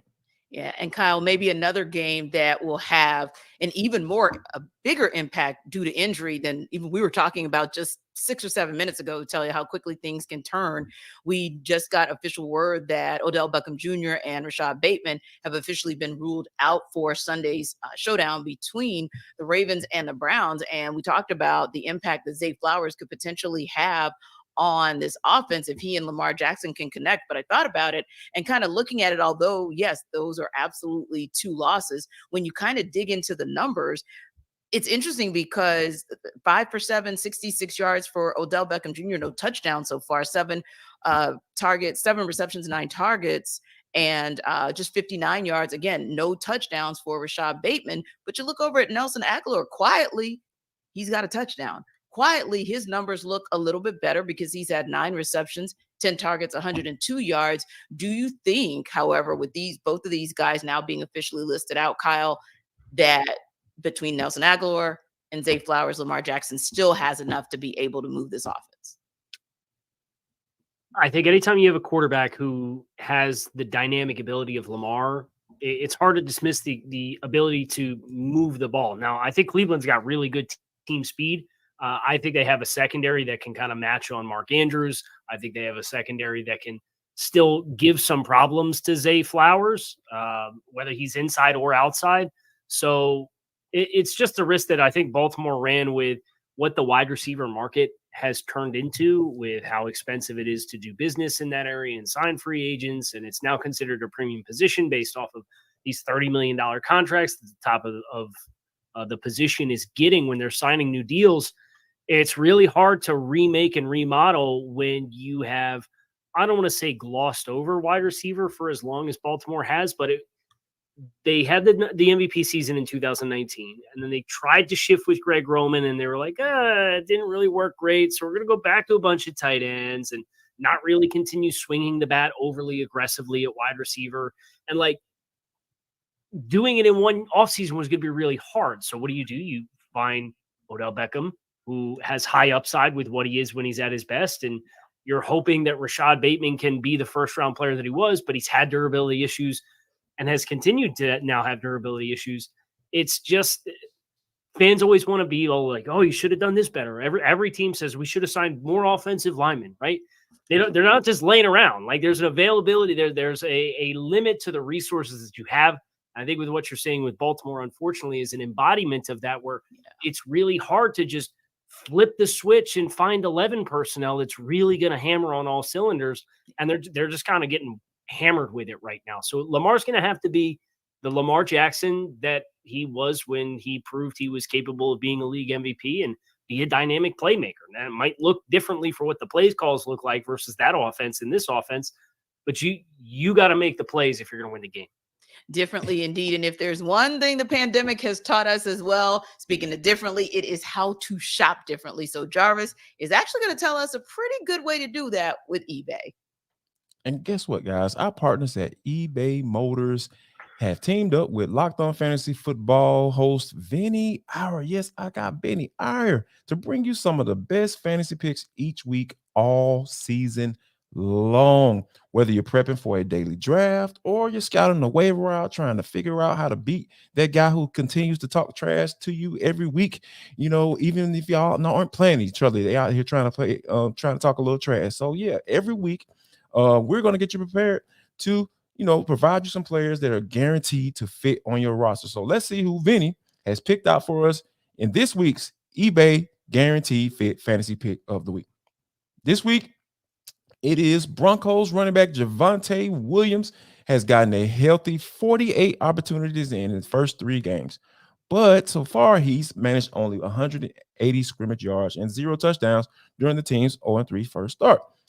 Expect the volume to finally convert into true fantasy production for Williams as Denver gets the wilting Bears, the awful Bears, the reeling Bears, the outside noise Bears in Chicago in week 4. The Bears have given up plenty of overall yardage and scoring juice to backs through the first 3 weeks, and Williams will be the latest to take advantage as a runner and outlet receiver. So check out Javonte Williams for all of that. Vinny Iyer from Locked On Fantasy Football is going to help you win your fantasy championship, and eBay Motors knows the championship team is about each player being a perfect fit. Same with your vehicle. So guess what? Here's what we are trying to do over here at eBay Motors. With over 122 million parts for your number one ride or die, you can make sure your ride stays running smoothly. From brake kits, LED headlights, roof rack, bumpers, whatever your baby needs, eBay Motor has got you covered. And with the eBay Guarantee Fit is guaranteed to fit your ride with first time, every time, or your money back. Plus, at these prices, I'm telling you, you're trying to put some money back in your pocket, eBay Motors is the place to go. They have so many parts to choose from. So make sure you go keep your ride or die alive at ebaymotors.com. And, we really don't know sometimes whether a rookie is going to be ride or die or just die. But you hope that he will at least be someone you can ride with. And listen, if it takes a while for your rookie to get up to speed, no problem at all. But if you want to know which way to go with a rookie, our Locked On Fantasy Football host, Kate Majuk, has a look at some players we should be picking up and stashing as before their production catches up maybe to their potential in week 4.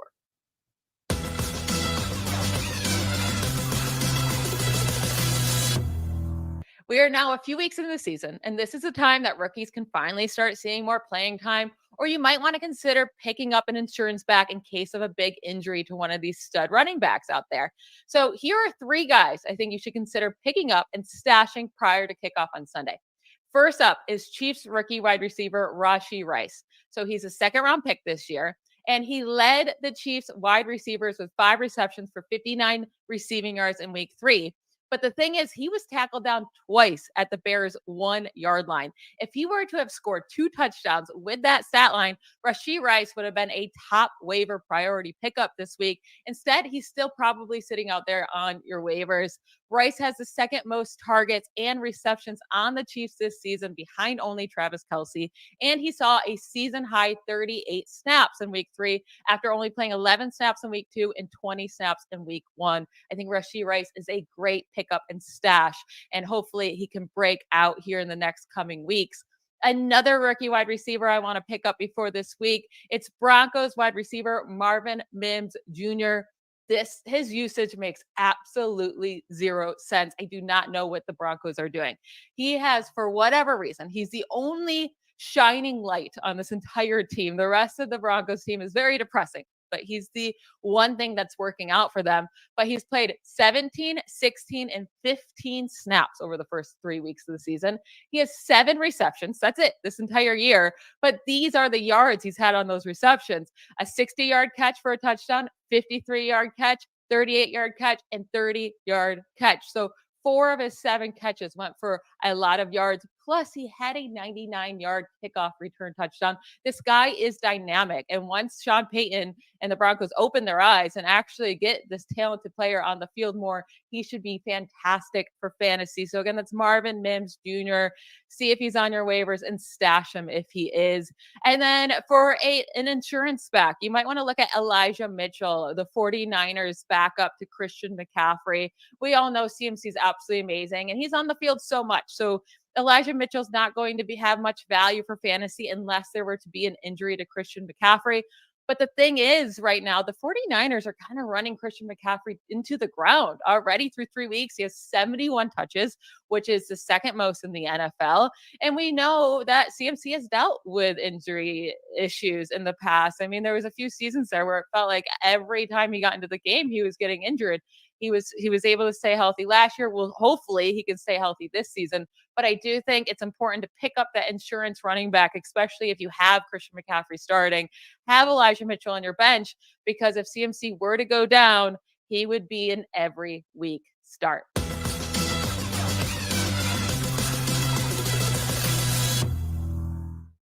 So guys, going into week 4, you got a lock for your fantasy football? Who is it, and why is that player maybe your lock?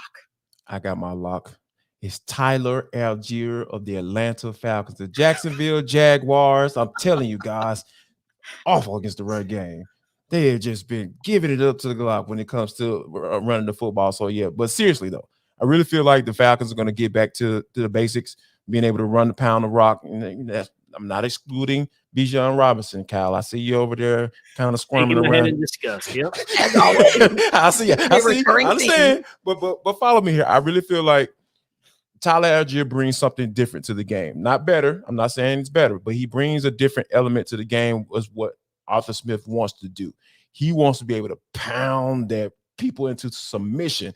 And I think that, Bijan Robinson can give you that, but I think you're limiting Bijan Robinson if you're trying to put him into that role, right? So I think that Tyler Algier is going to be that guy who can do that for you when you're trying to establish something, and then when you're trying to finish games as well. So I feel like Tyler Algier is my lock of this week. I think he's going to get back on track with a sweet matchup against the Jacksonville Jaguars. He can be a touchdown machine indeed. Absolutely. How about you, Kyle? Your lock? I'll stay away from the low-hanging fruit of Justin Jefferson against the Panthers, and I'll go with Keenan Allen against the Raiders. Obviously, the injury to Mike Williams, it stinks, and it's super unfortunate. I know we touched on it earlier throughout the course of the 2-hour block, but I don't trust that Raiders pass rush besides Max Crosby. They've got one guy up front. I think the Raiders, Austin Eckler's been banged up with the ankle sprain. Now Mike Williams out. It's like Keenan Allen's the guy. And I think the Chargers are going to score a lot of points. I think a lot of that's going to come on courtesy the arm of Justin Herbert. So I think he and Keenan Allen are going to combo for quite an impressive day. And what Keenan have he dropped a 45 piece on me last week. I know nobody cares about my fantasy team, but I know firsthand what Keenan Allen did last week. Go ahead and lock me in. I don't know if he does that again, but he's going to have a really productive day against the Raiders defense. Yeah, I can't disagree with you. That was, I mean, he had an outstanding, and I say an outstanding week last week, but really an outstanding season, right? So yeah, those are probably some good locks. And for me, it's interesting because I feel like this is going to be kind of a weird lock, but I'm still going to kind of throw it out there because, of course, we haven't talked much about my beloved Steelers, but they'll be taking on the Texans this Sunday. And I feel like Najee Harris is due. He better, God dog it. And we need him. I'm tired of starting him every week. Yeah, he better. Najee, listen to T. I'm telling you. I'm about to trade you, but I'm sorry. No, seriously, like he at times he has been painful to watch because you know what Najee Harris is capable of, right? And so thankfully, Jaylen Warren is he's been serviceable when Najee has just been stuffed, especially in those first 3 quarters. Najee has kind of gotten off to a slow start, if you will. But yeah, I would say probably Najee Harris, but I certainly would not have a problem giving a cosign to George Pickens because George Pickens has just been, he just does George Pickens things, and he's done it on a consistent basis. Give him a rock. Give it to him. Because if you look into the numbers, not that the Texans didn't really put it on the Jaguars, but numbers wise, that's the Jaguars' fault that they didn't get into the end zone more often, right? Because you walk away with 404 yards, even if some of them might be trash yards at the end of the game. But if you walk away with 404 yards, then I feel like you should have more than 17 points on the board. I feel like if you have George Pickens, that's probably going to happen. So you guys can go either way. Either Najee Harris is going to come back and return to the Najee of old and actually punch it into the end zone, or George Pickens is going to keep doing George Pickens things. And if we see the Kenny Pickett that we saw for a quarter and a half last week, then I feel like Pickens would be a good lock for anybody. That's just me. Love to see Pat Freiermuth continue to get more involved too. Yeah, that was encouraging, Kyle. Absolutely. Gosh, man. Yeah, because all these Steelers players giving me headaches every week on fantasy football. Like, come on, man. But he started to show exactly who we thought he is. And we talk a lot about. We were talking actually earlier in this show about tight ends and those tight ends who are really key and critical to their teams, and also teams that really take that tight end position seriously. And it's really a critical component of their offense. The Steelers have always been that team, and not whether it's a tight end who can actually catch the ball, who can actually score the ball, but also, the Steelers. If you're not a blocking tight end, then in our book, you're not a tight end. So I think that we started to see Pat Freiermuth kind of put all of those things together, and maybe, I can't believe I'm saying this out loud, but maybe Matt Canada kind of sort of put him in a position to actually do something that we knew he was capable of doing. So listen, we talked about teams that we thought were going to win in a good space, like the 3-0 teams, right? And the stronger 2-1 teams. Let me ask you guys this as we wrap up real quick. Is there one team that you think could be that surprise team, kind of that upset special going into week 4? I know not to say Pittsburgh. You better not. Throw that on the back burner. Yeah. New England. I don't want to choose violence, Kyle. I think it's New England against Dallas. I like it. Dallas having the offensive line banged up. We talked about there need to be more multiple offensively. Obviously, they lose a ball hawk in Trayvon Diggs, and New England is always looking to hunt games and keep them close to the vest and get late in the game and have the right situational call. Yeah. So I just think the way New England plays, if they can find some success running the ball offensively, which Dallas, obviously they gave up a lot of yards defensively against the run. That's a team that I look at, and I'm a little leery that if it all has to be the run game with a hurt offensive line and CeeDee Lamb, New England can push the right buttons with Belichick there to keep that game close. Yeah. And that's the one that I look at, and that's almost a touchdown spread.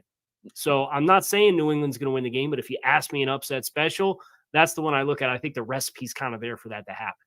Indeed. And you guys mentioned it earlier about the fact that that's a banged up offensive line. And we also just got word that Tyron Smith has been officially ruled out. So now you've got one more guy down on the left side of that offensive line.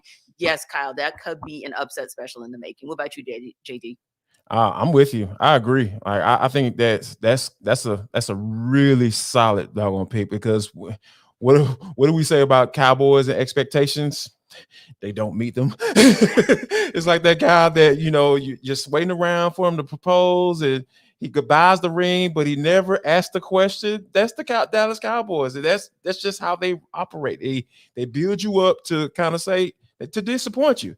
Dang, that sounds like another team that I'm very familiar with. So yeah, I think that that this is lining up to be one of those games where you're like, man, they should have won, but I'm not surprised that they lost. Yeah, and they've got to be careful because honestly, it feels like it's almost lining up to be that kind of Cowboy season as well. And Scott Hebron says, yeah, it sucks knowing we could have been 3-0. And yeah, it's going to suck if indeed, not only could you have been 3-0, but in a minute, you might be approaching 500. And that's a whole nother conversation that Cowboys Nation could potentially have. So listen, we appreciate you guys for stopping by. Thanks, Scott, for chiming in. Definitely appreciate you as well. And listen, rock with NFL Kickoff Live because we are the best football talk every single Friday. So for Kyle Krabs, hey, go Dolphins. They're going to get it done again. For Jarvis Davis, I know it's an early bird special for you because the guys are across the pond. The Falcons are across the pond. But hey, could be a good look for those guys as well. We appreciate you guys for stopping by. Of course, I'm Tanitra Batiste,